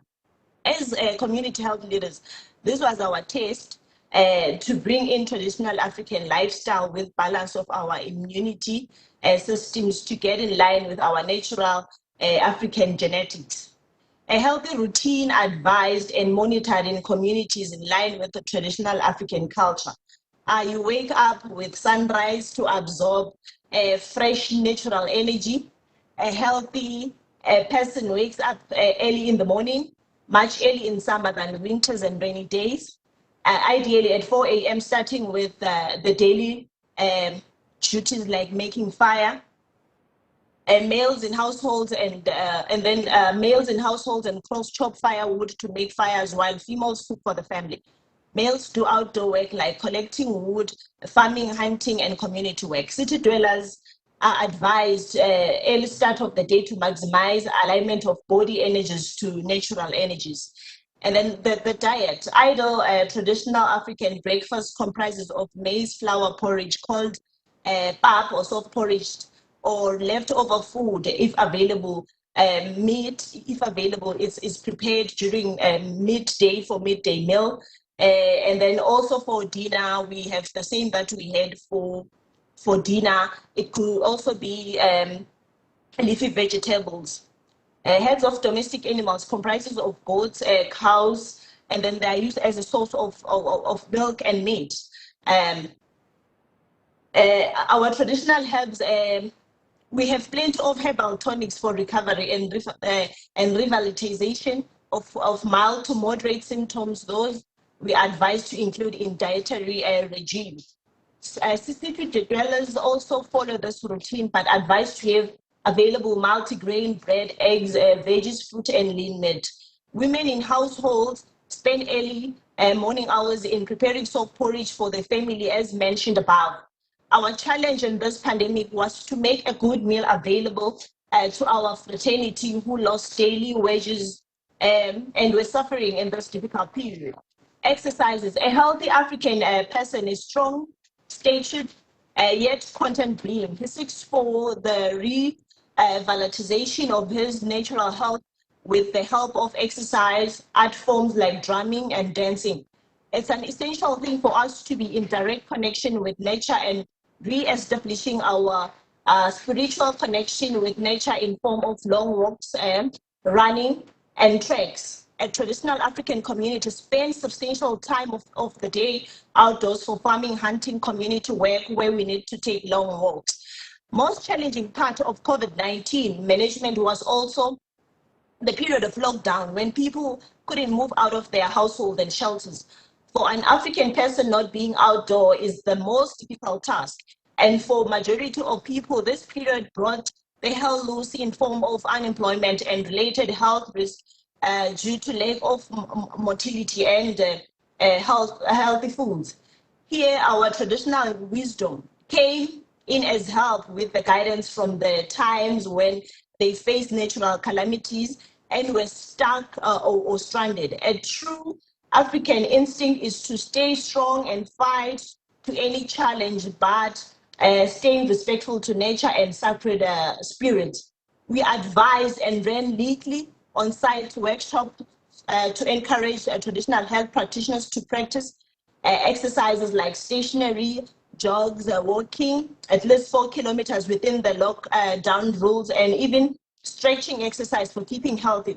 For city dwellers, exercises like morning jogs, brisk walks, and garden walks were advised. An interesting exercise that was given during the lockdown period was spring cleaning and gardening. A traditional African meditation practices, not a specific time for meditation mentioned, but a traditional African practice follows connection with all forms of nature in a sitting posture, or even through singing, drumming, and dancing with the feeling of complete surrender to the sacred spirit. One will find the elders of the community sitting under our sacred trees like the boggot tree just to enjoy shade and cool air from the living organisms. Meditation outdoors, taking a walk in peaceful gardens of households was advised. Personal hygiene practices. Our traditional wisdom advises use of water plants to keep our bodies clean, dry, and microbe-free. We have an instinctive wisdom regarding taking care of our body parts by using natural resources. We use different iziwasho and other African herbs to bath as charms, for example, zomlandela. But now times have changed. We use soaps, mouthwash, shampoo, and sanitizers. An ideal African body cleansing schedule emphasizes on washing sense organs like eyes, ears, nose, and mouth daily, gently and thorough. For eyes, we use sacred medicinal plants. For mouth, we use salt. For ears, we use amafuta wenkuku and warm cooking oil. We educated people about the pandemic and encouraged them to adhere to COVID-19 regulations. In this pandemic, we advised and guided our practitioners to stay clean, sanitized, with special trainings undertaken for use of correct type of mask, proper wearing of mask, proper eco-friendly disposal of mask and other daily waste, proper use of sanitizers. We hanging of clothes items on twigs of trees separately in the sunlight to get rid of germs in our age-old trusted method of disinfecting our daily utility household garments. Changing of clothes like amabeshu for summer to avoid oversweating and germ proliferation, and cloth pads used by women were advised to be changed, cleaned, sanitized properly with the help of our plant extract, followed by proper sun drying, fumigation with herbs, just as undergarments. Special awareness programs have been undertaken by our organization with the help of government projects and community works since 5 decades to educate our communities for hygiene and health management of the household. Girls in adolescent stage, pregnant and postpartum women, and the most important factor of our communities, our gogos, our elderly women, as they are pillars of strength of our communities and families due to traditional wisdom, keen sense of surrounding, sense of balance, and the age for betterment of the youth. Social hygiene practices. Being a very friendly and social communities, we had difficulty in following social distancing, but we immediately adjusted. Also in crowded and underprivileged communities, we had these as the biggest challenge. But with the awareness from the media and through the help of our healers and community workers, we overcame this. Instructions given to communities: responsible social hygiene, not to spread disease. We avoided visiting other families. We sat at home.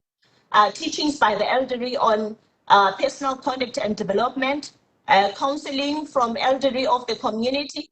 Strict as a solution for societal ills.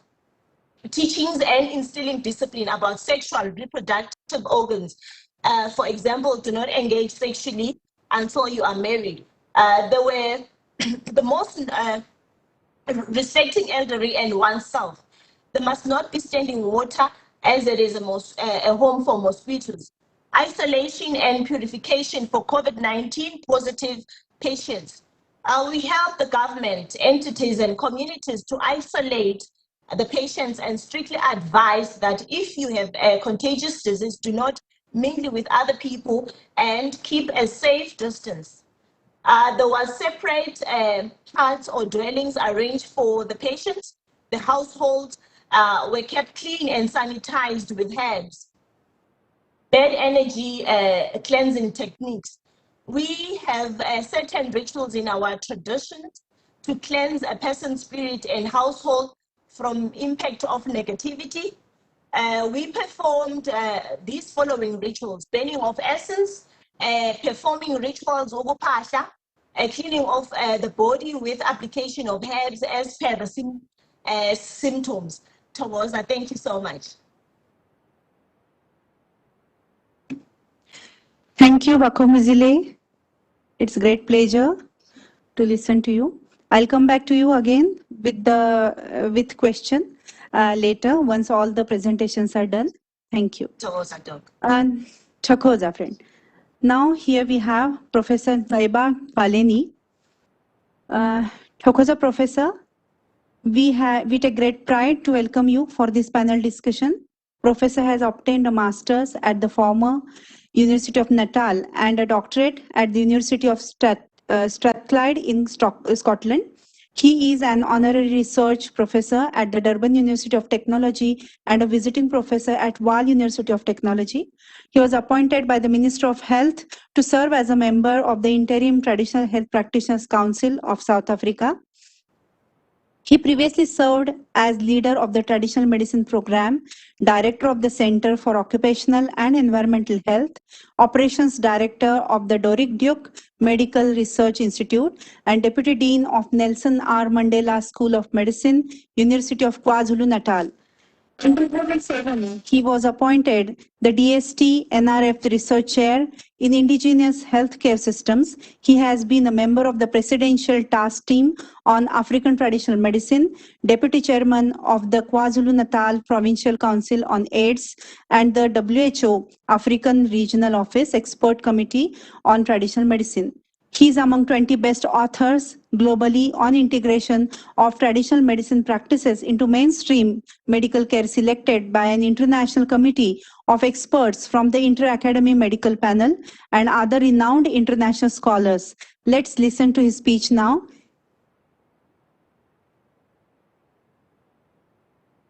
Good day, esteemed ladies and gentlemen. Very grateful to the organizers for inviting me to this auspicious meeting. I'll be speaking on infusing African indigenous knowledge system as a response to COVID-19 in South Africa. Our loved President Mandela once said, traditional health practitioners often have greater accessibility and acceptability than the modern healthcare sector and should be used as a vehicle for health promotion. And the great Mahatma also said, I submit to you that scientists have not yet explored the hidden possibilities of the numerous seeds and leaves and fruits for giving the fullest possible nutrition to humanity. The traditional medicine is part of a rich heritage in every aspect of African culture. It's part of the spirituality, their philosophical outlook, their religious beliefs. It's just their culture. And it is centered on a philosophy of UBUNTU, which is the African way of life. It's about secularity, symbolizes connectedness, balance, and approach to life in a very holistic manner. And of course, Africa being the cradle of humankind is probably dealing with the oldest medical system in the world. And its father being considered as an pattern. It's been undermined in Africa, but we want to reclaim it as part of reclaiming our heritage. Now, African traditional medicine is a many millennia old. Africans have relied on traditional medicine and traditional health practitioners to fight pandemics. COVID-19 brought a war unto us. In hindsight, we're never prepared our ammunition by investing quickly in local vaccine development and search for evidence-based choice. We have excellence in various aspects of medical science, which provided useful advice to the nation. Until the Department of Science and Innovation and Government of KwaZulu-Natal came in, there was less focus on investigation, the role of traditional healers and indigenous knowledge for looking for solutions. It also exposed inequity between the rich and the poor, but this amongst the health professions. The allopathic-based medicine system became the most favored, yet it did not necessarily offer much than just the non-pharmaceutical. So the government of KwaZulu-Natal created a strategy that would complement these efforts, our medical-based efforts, including the evaluation of local traditional medicines. The strategy, amongst, I quote, it says, we have to create a new normal by placing IKS at the center of recovery and reclaiming of our health, livelihoods, culture, and economy.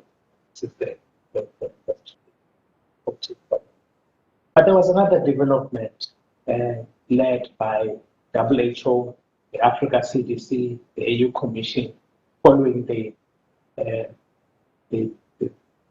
president of Madagascar, who made an announcement, and of course other Africans joined in. It became clear that something has to be done about the role of traditional medicine research in fighting COVID.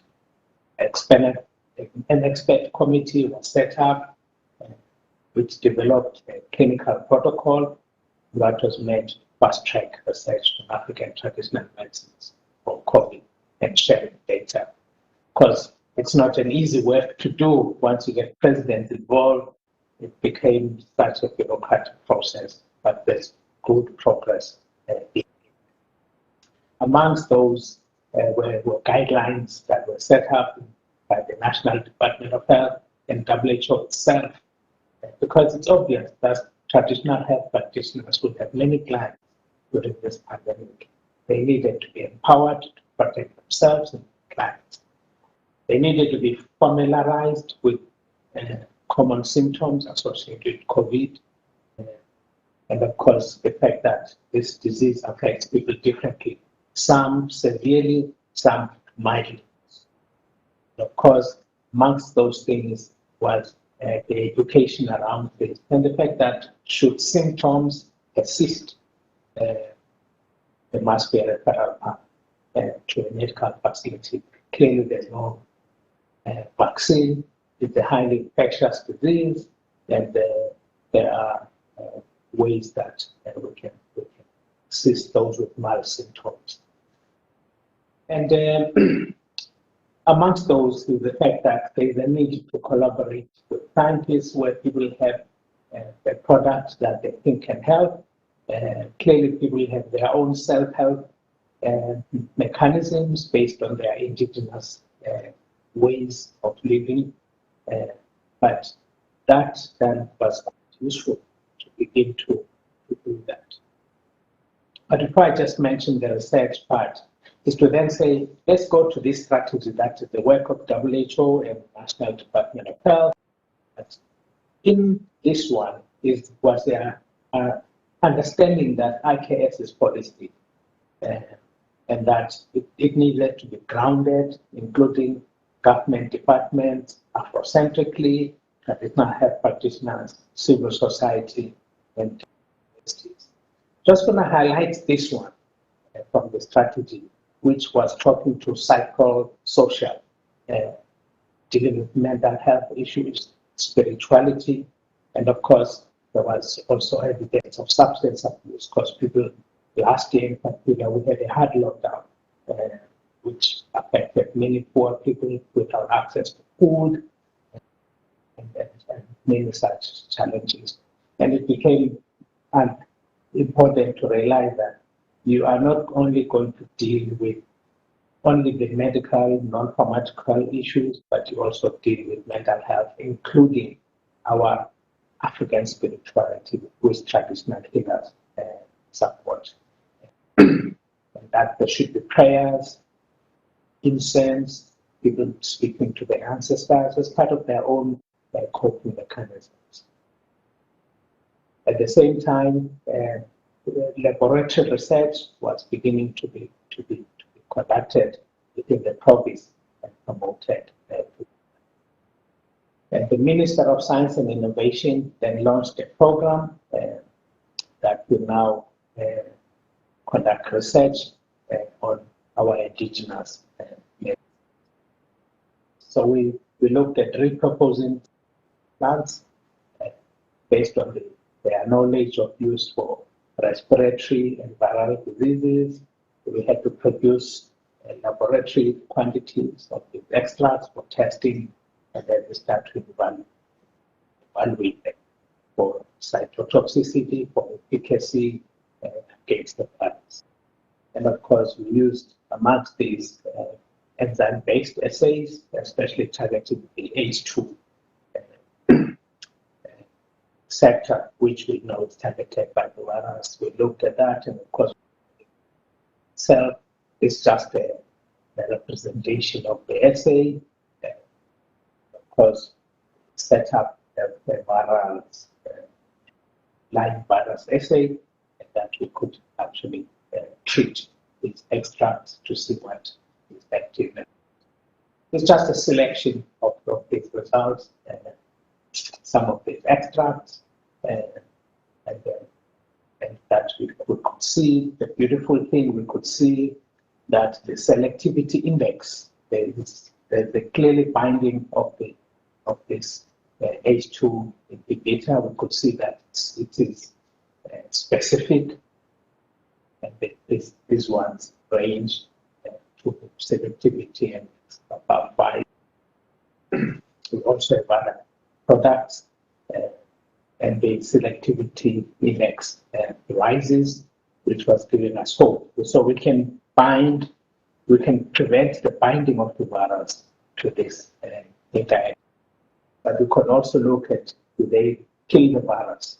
And what we can see here in green is the level at which this extract can inhibit up to 70% of this. Repeated this, and the fact that it's also dose dependent. So that's quite useful for us. Now we have things that we work on further. Some of these, of course, when we look at animal studies, we can find that their things are safe. Remember, COVID being new, we've not used these things to treat it. So now we are looking at how do we move these products. So at least we're happy we could find products that can be effective, that are promising at the moment. But we do need to do better work. For that, we're preparing to do clinical trials with the South African Medical Research Council the Africa Health Research Institute that we can accelerate phase 1 and phase 2 of the trials in traditional medicine. Alongside that, we will also look at how to cultivate these plants instead of harvesting them from the land. So, as we conclude, we say traditional health practitioners continue to play a vital role in the health of our people. They are collaborating with the research institute to find out the treatment for COVID-19, and we're watching the space with keen interest. They've been included as frontline healthcare workers in the vaccination program. It is my fervent hope that for the good of our people, their clients, that the THPs will support the rollout of vaccination. It is in line with this prevention theory based on traditional medicine. These few, I thank you, thank the organizers, thank you, ladies and gentlemen. Looking forward to the discussion of this presentation. Thank you.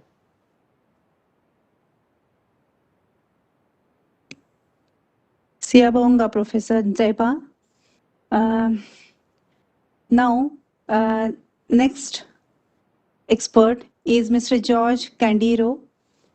It's a great pleasure to welcome you, sir, who is the president of Zenata, Zimbabwe National Traditional Healers Association. He's 6O holder and worked in various capacities as research assistant to Vice Chancellor, University of Zimbabwe, Deputy Manager, Senior Advisor to the President and Board, Secretary for Information and Publicity, and Director General for Zenata.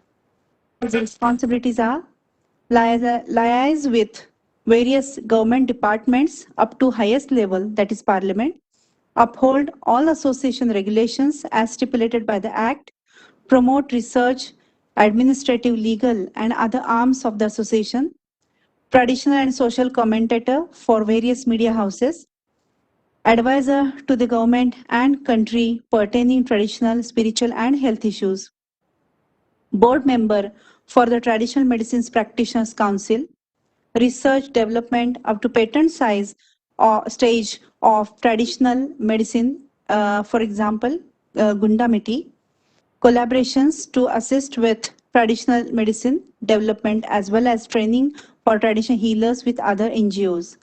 Let's listen to his speech now.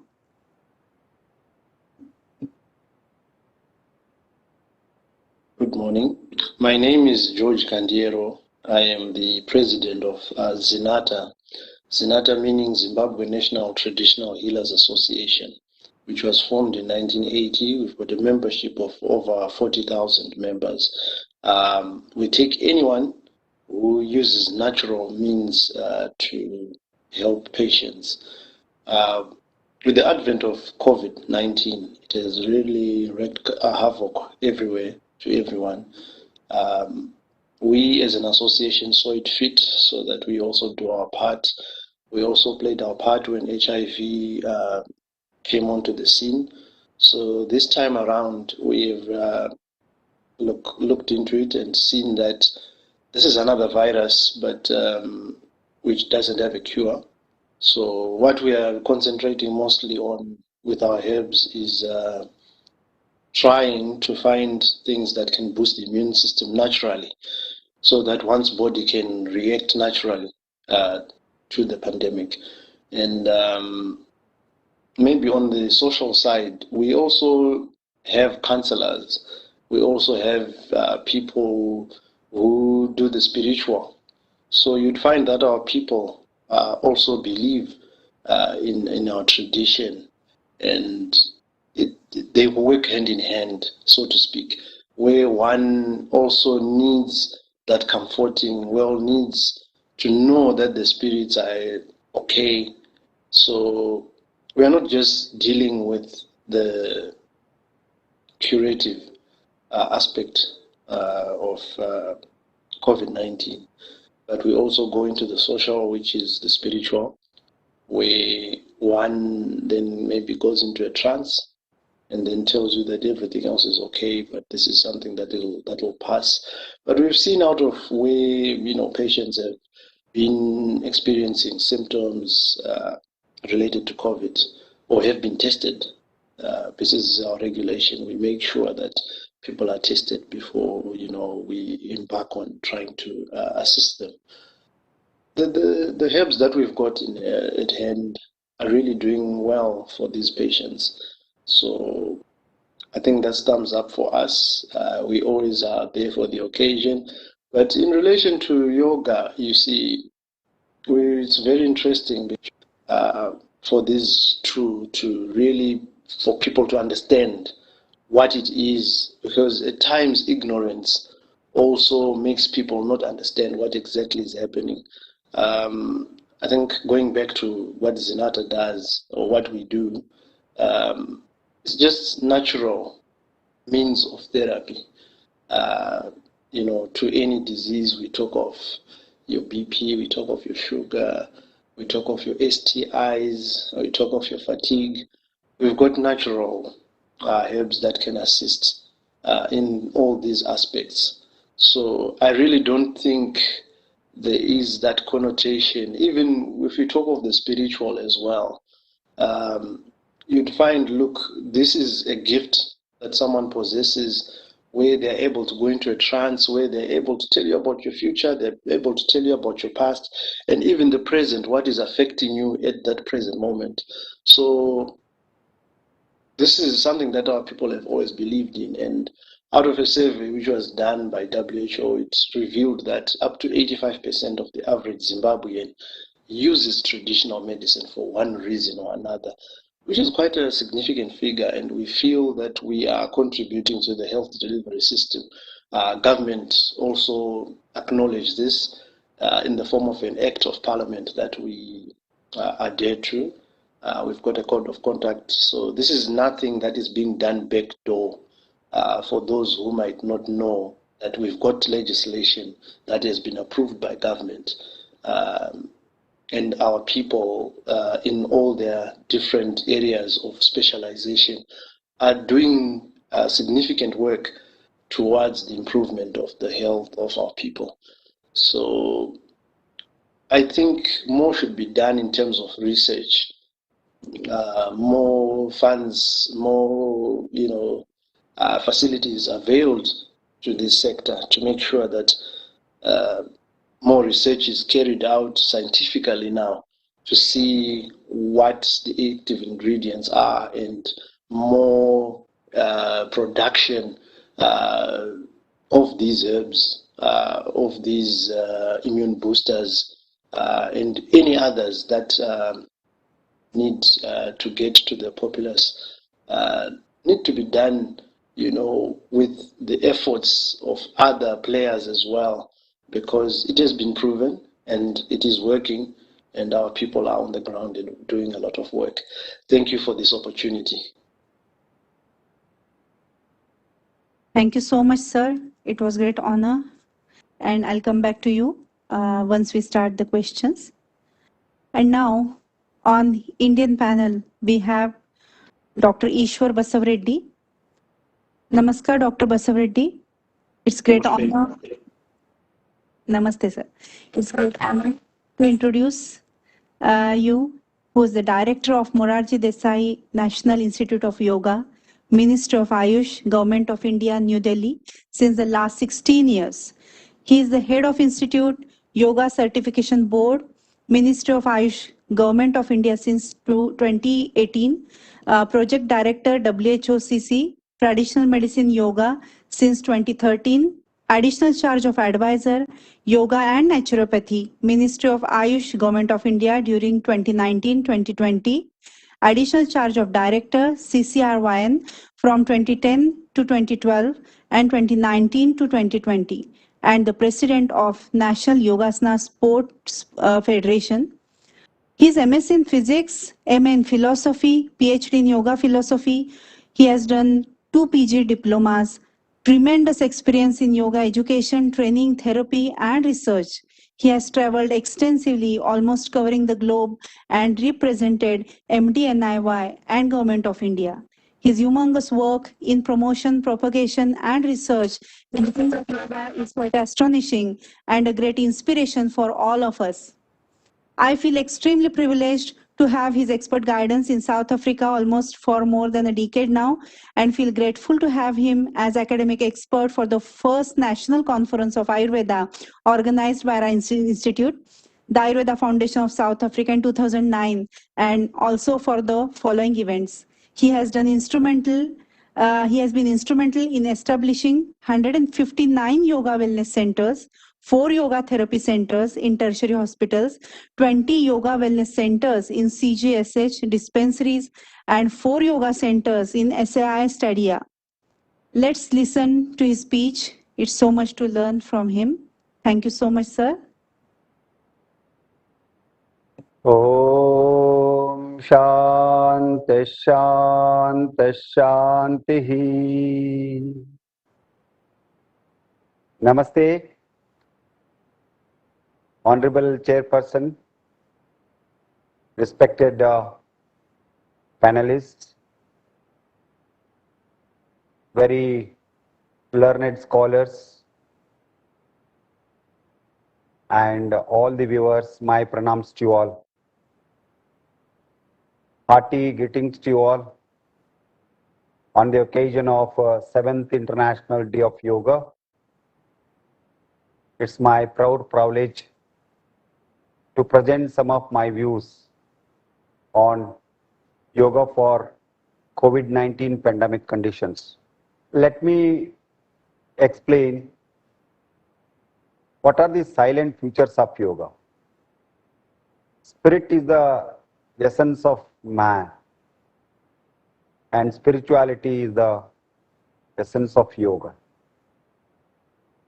Spirituality is nothing but to know my true nature, the journey to understand my own self is a spiritual path. Yoga is that path which helps to understand my true nature and establish it. From the ancient time, it has been proposed as a darshana, philosophy. And it's a science, but it is a empirical, not only empirical science, it's a subtle science. It goes beyond science. And it's an art of healthy living. Yoga is a very Indian culture. It's a way of living in India. Therefore, it teaches us how to live healthy. Samatvam yoga uchyate. Yoga helps to bring harmony in all walks of life. And yogic practice are mind-centric. If you practice any asana, pranayama, or dhyana, it has the impact on our mind and its facets. These are the some silent points of yoga. What I understand yoga? So Kapila says, once we born, suffering is a fact. Therefore, he identified tapatraya, 3 kinds of suffering. Adi bhautika, adi daivika, adhyatmika.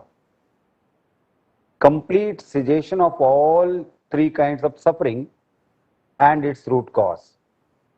What is its root cause? Ignorance, avidya is the root cause of all our problems or disease. And complete cessation of these sufferings, that state is called freedom or moksha, nirvana, kaivalya.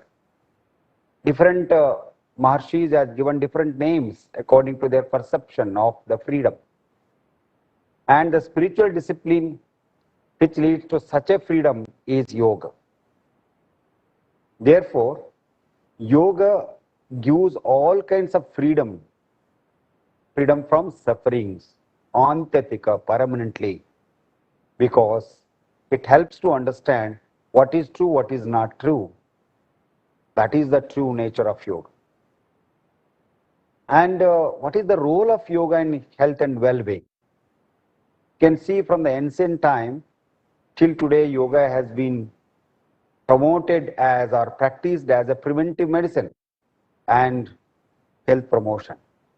In the recent past, non-communicable diseases, earlier lifestyle-related disorders, or psychosomatic disorders. More than 78-80% of the present disorders are psychosomatic in nature. Therefore, recent research shows yoga is very useful in the management of many non-communicable disorders. When you practice yoga, what happens? We become stress-free. It reduces the stress, or it makes it minimum or zero. So with the complete freedom from stress, there is a mindfulness. That helps to increase the metabolism and all other activities of the vital organs. So when we are active and mindful, a sense of relaxation. Even we are working, there is a sense of relaxation. This sense of relaxation leads to happiness, contentment, compassion. That leads to a total health. So then now how it happens? What are the practices? There are some pre-practices like yama niyamas. Then there is the toxins, there are kriyas, neti, dhoti, kapal, bhati. Then there are some dietary advices. Then a group of practices like asana, pranayama and dhyana, every day 45 minutes or half an hour will help us to live a healthy and well-being. But how it works? When we do a combination of asana, pranayama and dhyana, it helps to balance the endocrinal secretions. And it also makes two systems of nervous system, central nervous system, autonomous nervous system. And their functions become very, very effective.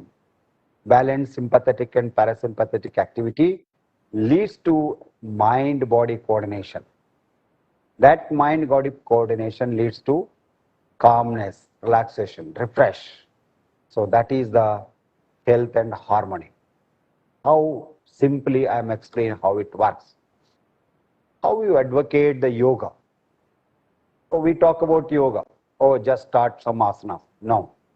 It always starts with a purification, diet modification, then asana postural modification, breathe modification through pranayama, relaxation and yoga nidra, shavasana. All these things make us to concentrate. Mind is calm and quiet. Then prolonged concentration leads to meditation. And prolonged meditation help us to change in the behavioral pattern, help us to overcome. Let us see quickly what are the practices. There are some cleansing practices, neti, dhoti, kapal, bhati. So now, especially in the pandemic condition, the neti, whether it may be vata neti, jala neti, sutra neti, are found very, very effective. Then that's why they're cost effective. We're not supposed to spend. These kriyas helps us to detoxify, cleans the vital organs, especially the nasal passage, the gastrointestinal tract. After that comes the set of asanas. So asanas are just to bring vigor or the strength in the body. And we have to do every day 6 types of asanas. Forward bending, backward bending, lateral bending, twisting, topsy-turvy, balancing postures. So this asanas has to be performed very calm and quietly. That is stable and comfortable, effortless. Then these are the features of yoga. What are the benefits of yoga important? It brings flexibility, strength to the muscle, vitality, etc. There are many things. Then comes the breathe. So first of all, we want to live happy, especially in the pandemic condition. Our vital organs like lungs and heart should function optimum. Therefore, breathing practices make your lungs healthy.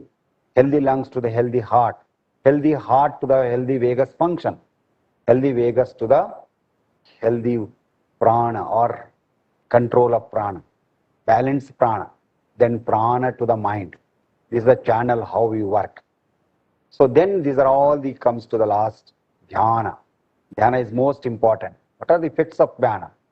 Evidence shows that practice of meditation or dhyana or yoga nidra heighten the theta and alpha 1 activity in our brain, which is associated with relaxation, creativity, somatic memory and attention. and it increases the serotonin, decreases the stress hormone, the cortisol, balances the dopamine and atomic nervous system, and it elevates the stress and anxiety. Dhyana is the core of yoga. It helps to. How yoga helps to cope up with the stress in the pandemic condition. Whenever you do half an hour, 45 minutes yogasana, pranayama and dhyana, body becomes relaxed, mind becomes calm. It improves the self-awareness.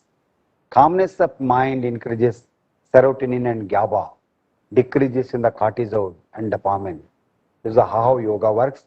These are all I am presenting on the basis of the research papers published.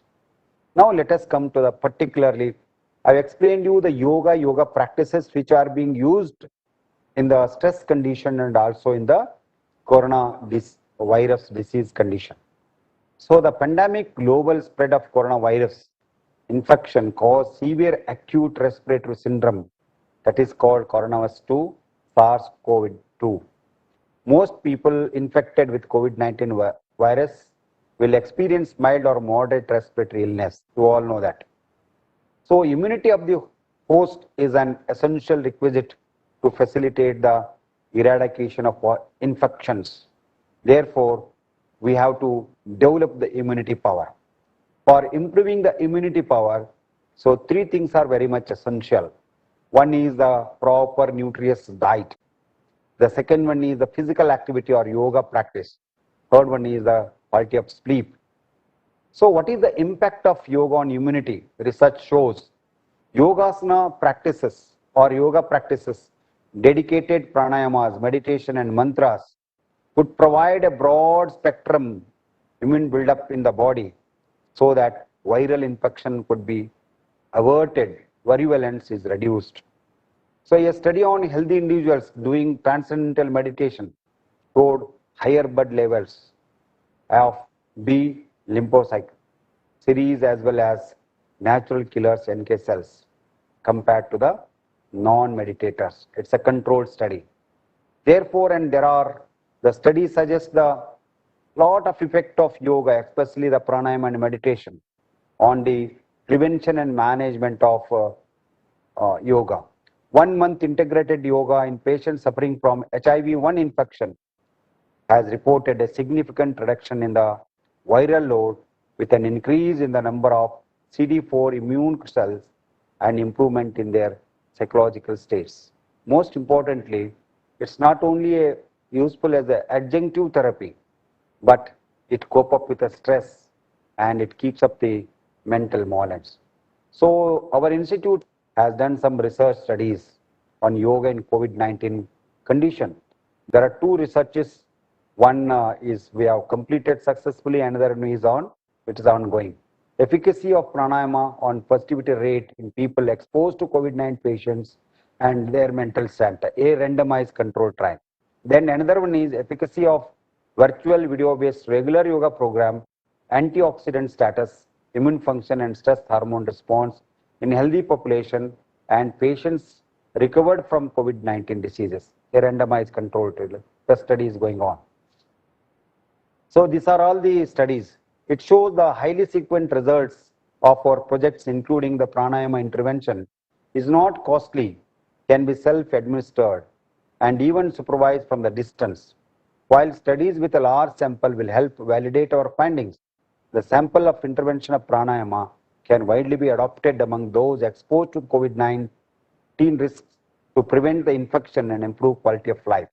You can see the these things. So what it is shows in the highly significant, we have 125 groups, both control and yoga group. So in the yoga group, only one person has got a COVID infection. But in the control group, those who are non-yoga performers, 9 people have got the COVID infections. So it is a 28 days, very beautiful studies administered, the wonderful protocol we developed and all these things. Each component of intervention module is like to play a role in the prevention and infection. What are the components of our studies? We start with the Vata Neti, just cleansing the nasal frontal sinus. It's called Neti. Neti is a nasal wash. We can wash it through the air too. We have shown a beautiful, wonderful model devised particularly for the COVID patients. Then we go for the Kapala Bhati, wonderful diaphragmatic breathing practice. Then we have a 3 pranayama, deep breathing 10 times, Nadi Shodhana alternative nostril breathing, Ujjayi pranayama and Bhramari pranayama. Deep breathing helps to improve the lungs' vital capacity. Nadi Shodhana pranayama helps to reduce the sympathetic activity, stimulates the vagal or parasympathetic activity. It helps to reduce stress and anxiety, thus balancing autonomic functions. Ujjayi pranayama increases oxygen saturation in the body and removes congestion from the throat and strengthens the larynx and pharynx. Then Bhramari pranayama is similar to the humming that increases the nasal nitric oxide NO by improving the blood flow to the ciliary epithelium. Meditation, dhyana at the end of the pranayama practice helps to reduce stress and anxiety by reducing cortisol levels and in the blood enhances the alpha waves in the brain. So this is the yoga module we have prepared for half an hour in the morning and 15 minutes deep breathing and relaxation techniques in the evening. The evening practice exclusively developed to increase the sleep, quality of the sleep. So we found a wonderful results. Before going to sleep, we advised them to take 15 minutes breathing and relaxation. So they were so happy to get a very wonderful sleep after the practice. So yoga in COVID-19 condition. Yoga is considered as an effective complementary therapy to overcome anxiety, depression, and also improve respiratory functions. Simple yoga practices such as Tadasana, Ardha Chakrasana, Kati Chakrasana, Bhujangasana, Vakrasana, Ardha Matsyendrasana, yogic breathing practices like alternative nostril breathing, Nadi Shodhana Pranayama, Bhramari Pranayama, and meditation, breathe awareness techniques will be found very, very important and beneficial. Beneficial in COVID-19 will be in improving the respiratory function, reduces the anxiety and depressive symptoms, thereby reducing the morbidity and mortality due to the COVID-19. It's wonderful studies. Research from the very prestigious Institute of Technology, University of California, San Diego, Chopra Library for Integrative Studies, and Harvard University share on such exploration that certain meditation, yogasana or postures and pranayama practices may possibly be effective as an adjunctive means of treating and preventing SARS-CoV-19 infections. This is the study shows. These are all some researches on effect of various practice of yoga in the prevention and management of COVID. So ultimately, when you practice yoga, whether it is common man or SARS-CoV-19, so the body becomes active, spine becomes flexible, sympathetic, parasympathetic networks works in a balanced way. That leads to calm and composed mind.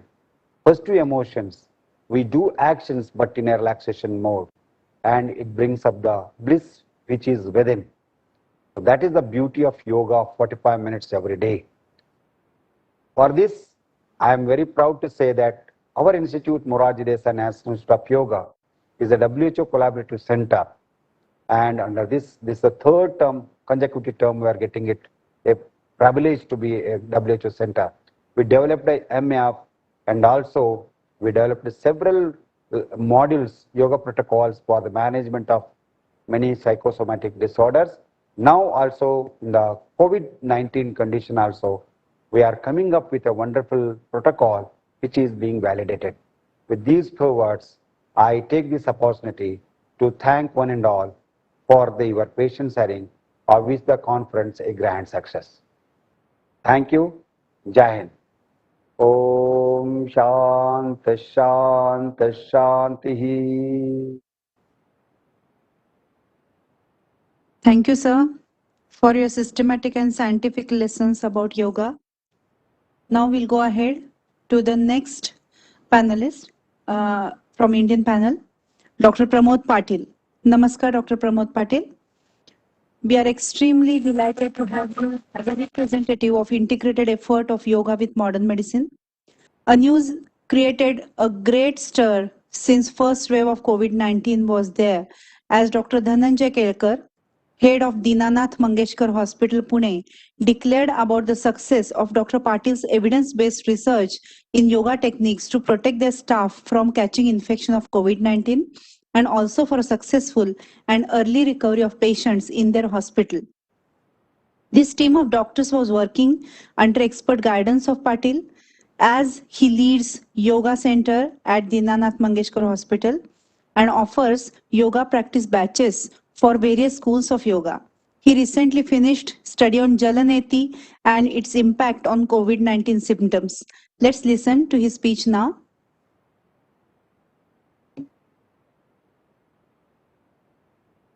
Good morning, everybody. So in the difficult times of COVID, we at Dinanath Mangeshkar Hospital thought to try something different from the field of yoga with respect to the prevention of severity of COVID-19 symptoms. And that is my talk today.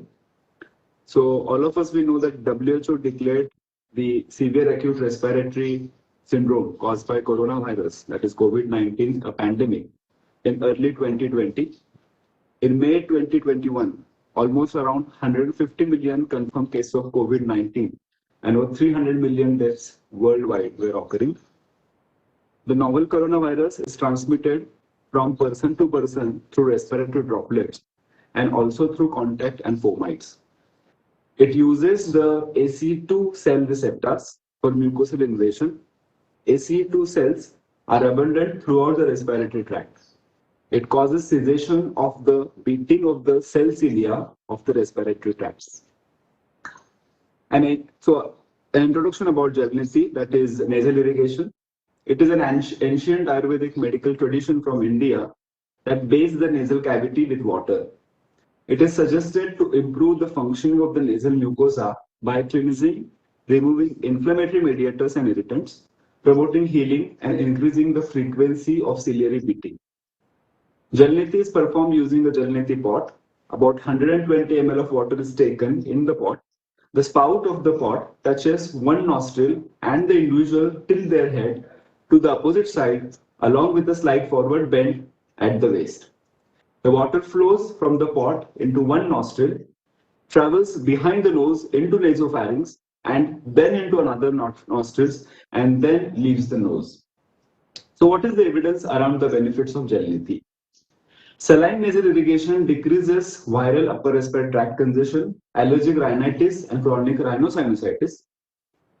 It reduces the duration of illness in patients suffering from common cold by about 1.9 days and the transmission within the household by 36%.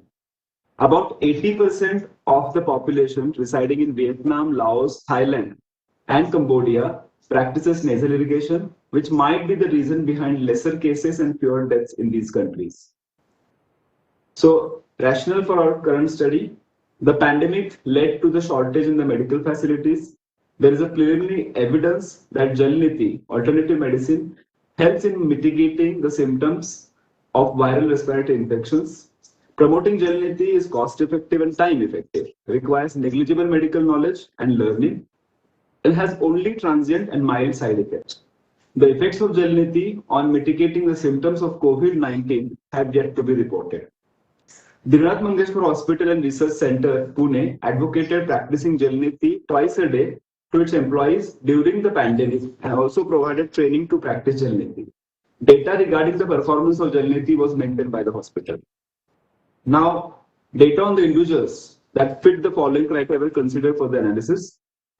Those who were enrolled for the Gelati training, that is for the study with informed consent, age between 20 to 60 years of age as of 1st of July 2020, and those who were diagnosed COVID-19 positive in July, August, and September 2020, which was the peak of COVID-19 infection in Pune city.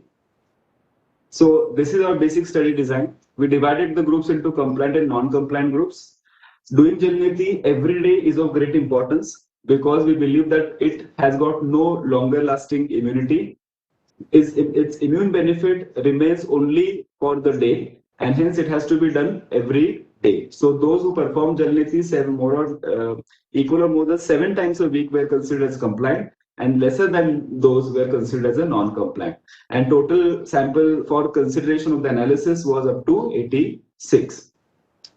We also gathered the data on number of times the individual performed the Gelati during that peak of the wave, the date of observation of the first symptom, the date of the observation of the first symptom, the types of symptoms experienced by an individual during the course of infection, and also on the data on the scale of intervention to treat the COVID-19, based on which we divided into 3 categories: mild, moderate, and severe. The classification you can see in the table.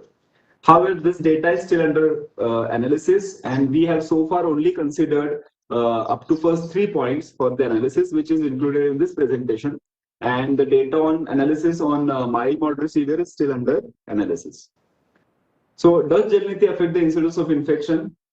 So here from this table, you can say the percent positive in compliant and non-compliant are statistically not different, not significant. So practicing Gelati did not decrease the incidence of infection, and we didn't expect that. Rather, it is expected that nothing can actually prevent the incidence of infection, and all other measures such as social distancing, use of masks, use of sanitizers should be done.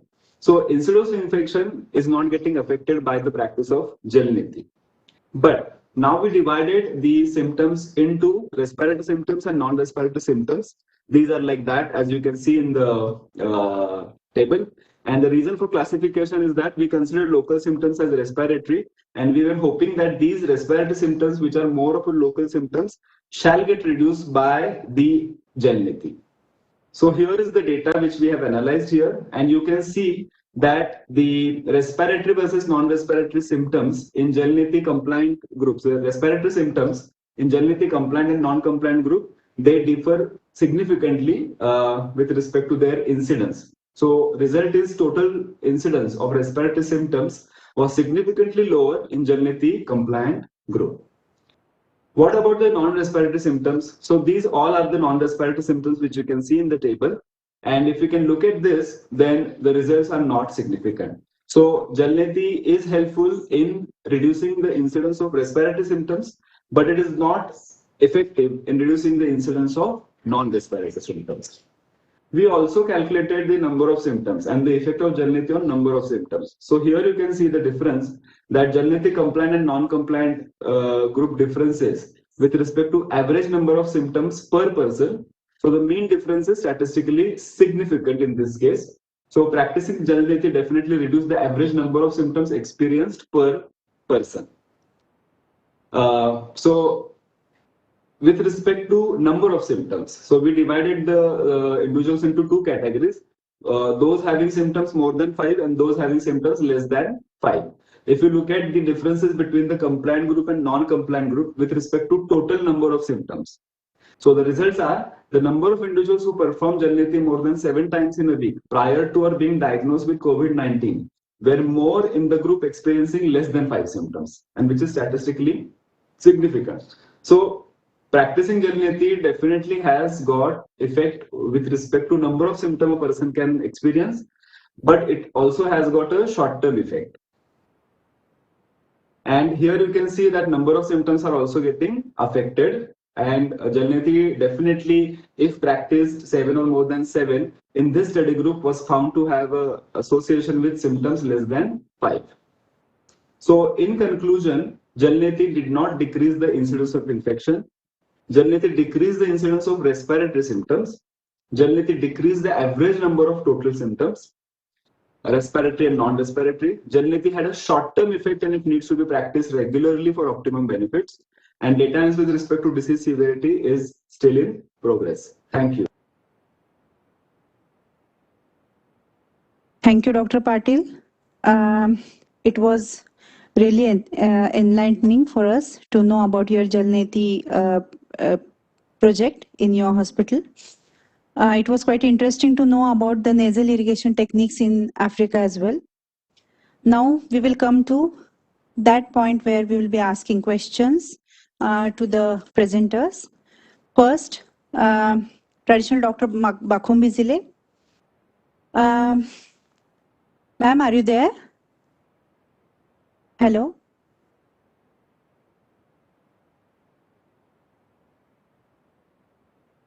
Okay, it seems she's not available right now.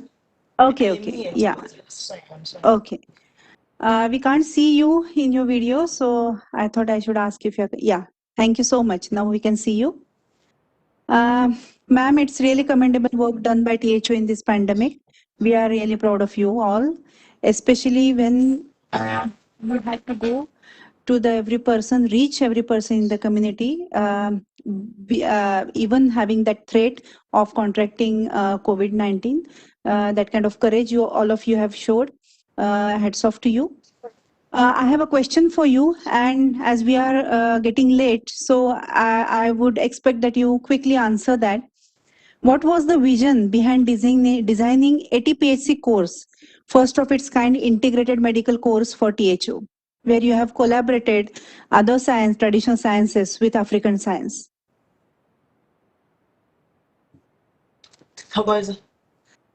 The reason for designing the advanced training program was to facilitate or to encourage traditional health practitioners for them to have more skills and knowledge for so that they can be capacitated to or rather upgraded to the equal standards of health. So that was the reason for formulating the program.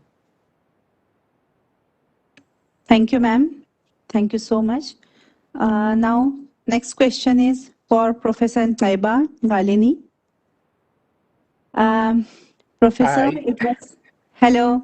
It was really great to know about your work in research field. And also we are grateful to know that your efforts for integrated medicine and mainstreaming of African traditional medicine. I have a question for you. What's the significance of your integrated course having indigenous knowledge systems of India? Oh, it will actually, I mean, we have the largest community of Indians outside of the Indian continent in South Africa. And so that will be very important for cultural integration. It will strengthen the relationship between Ayurveda and African traditional medicine. And it's important for our people, who benefit from such services. So it will be great to see that happen. Thank you so much, sir. Now, next question is to Mr. George Kandiro. Hello, sir. Zenata has been working in greatly systematic and highly organized ways. Hats off to you for being such a great leader. It's really commendable work you have done in medicinal research. I have a question for you. How the traditional ritualistic approach is involved while manufacturing and administering Zenata's patented antiretroviral drug, Gundamiti.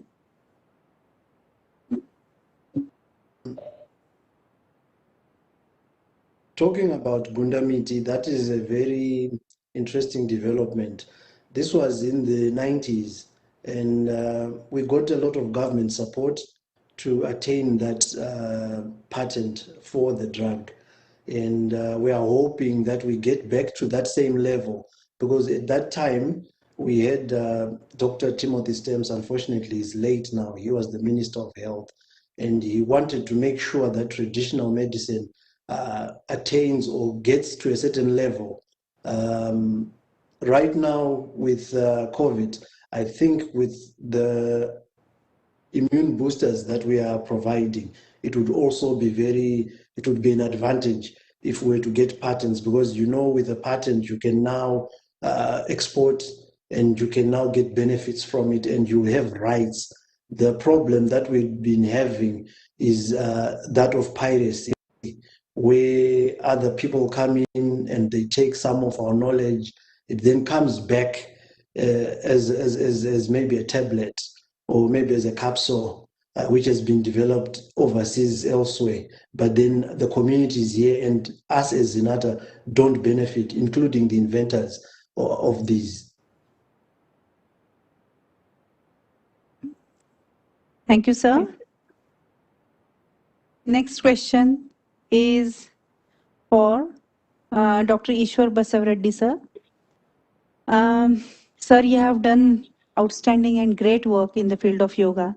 Based on your experience in numerous countries and various cultures, which aspect of yoga really connects for a global citizen?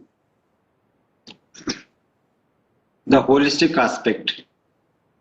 Some people may practice yoga for fitness. It's only external. But the entire holistic aspect, its various dimensions of physical, mental, social, occupational, and also spiritual dimension. But in my opinion, if you see the very essence of yoga, it is spiritual. Spirituality is the core of yoga, which connects the entire world. So that needs some deeper understanding, regular practice. So the external people who are continuing practice, only thing, whatever the form of yoga they start, let them continue first.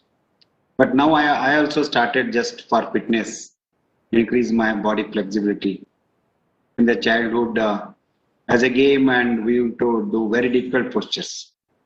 Now when I go on studying, doing the various philosophical dimensions and applying the principles in our life has been changed.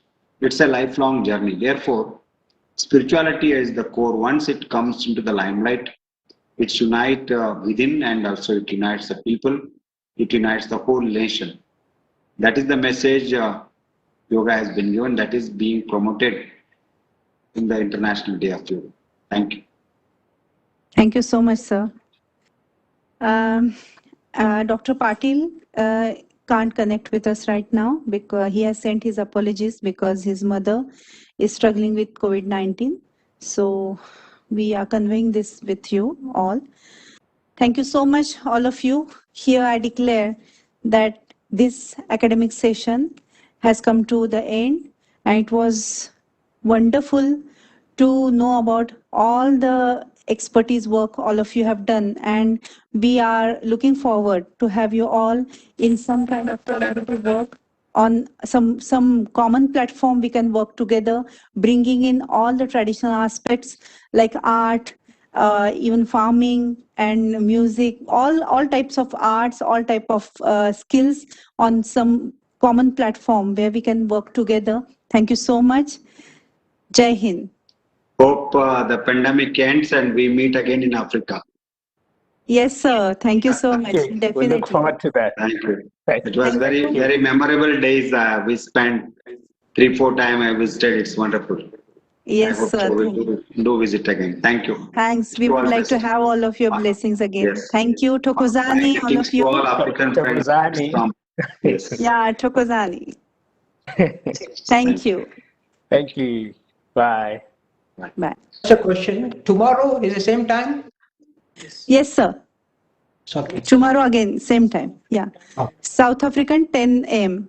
Yeah, correct. Yeah. Yeah. Thank you. Yes, thank you. Thank you, sir. Now we can finish. You'll close. Yeah. Hello. Yeah. I think all of them left. Thank you very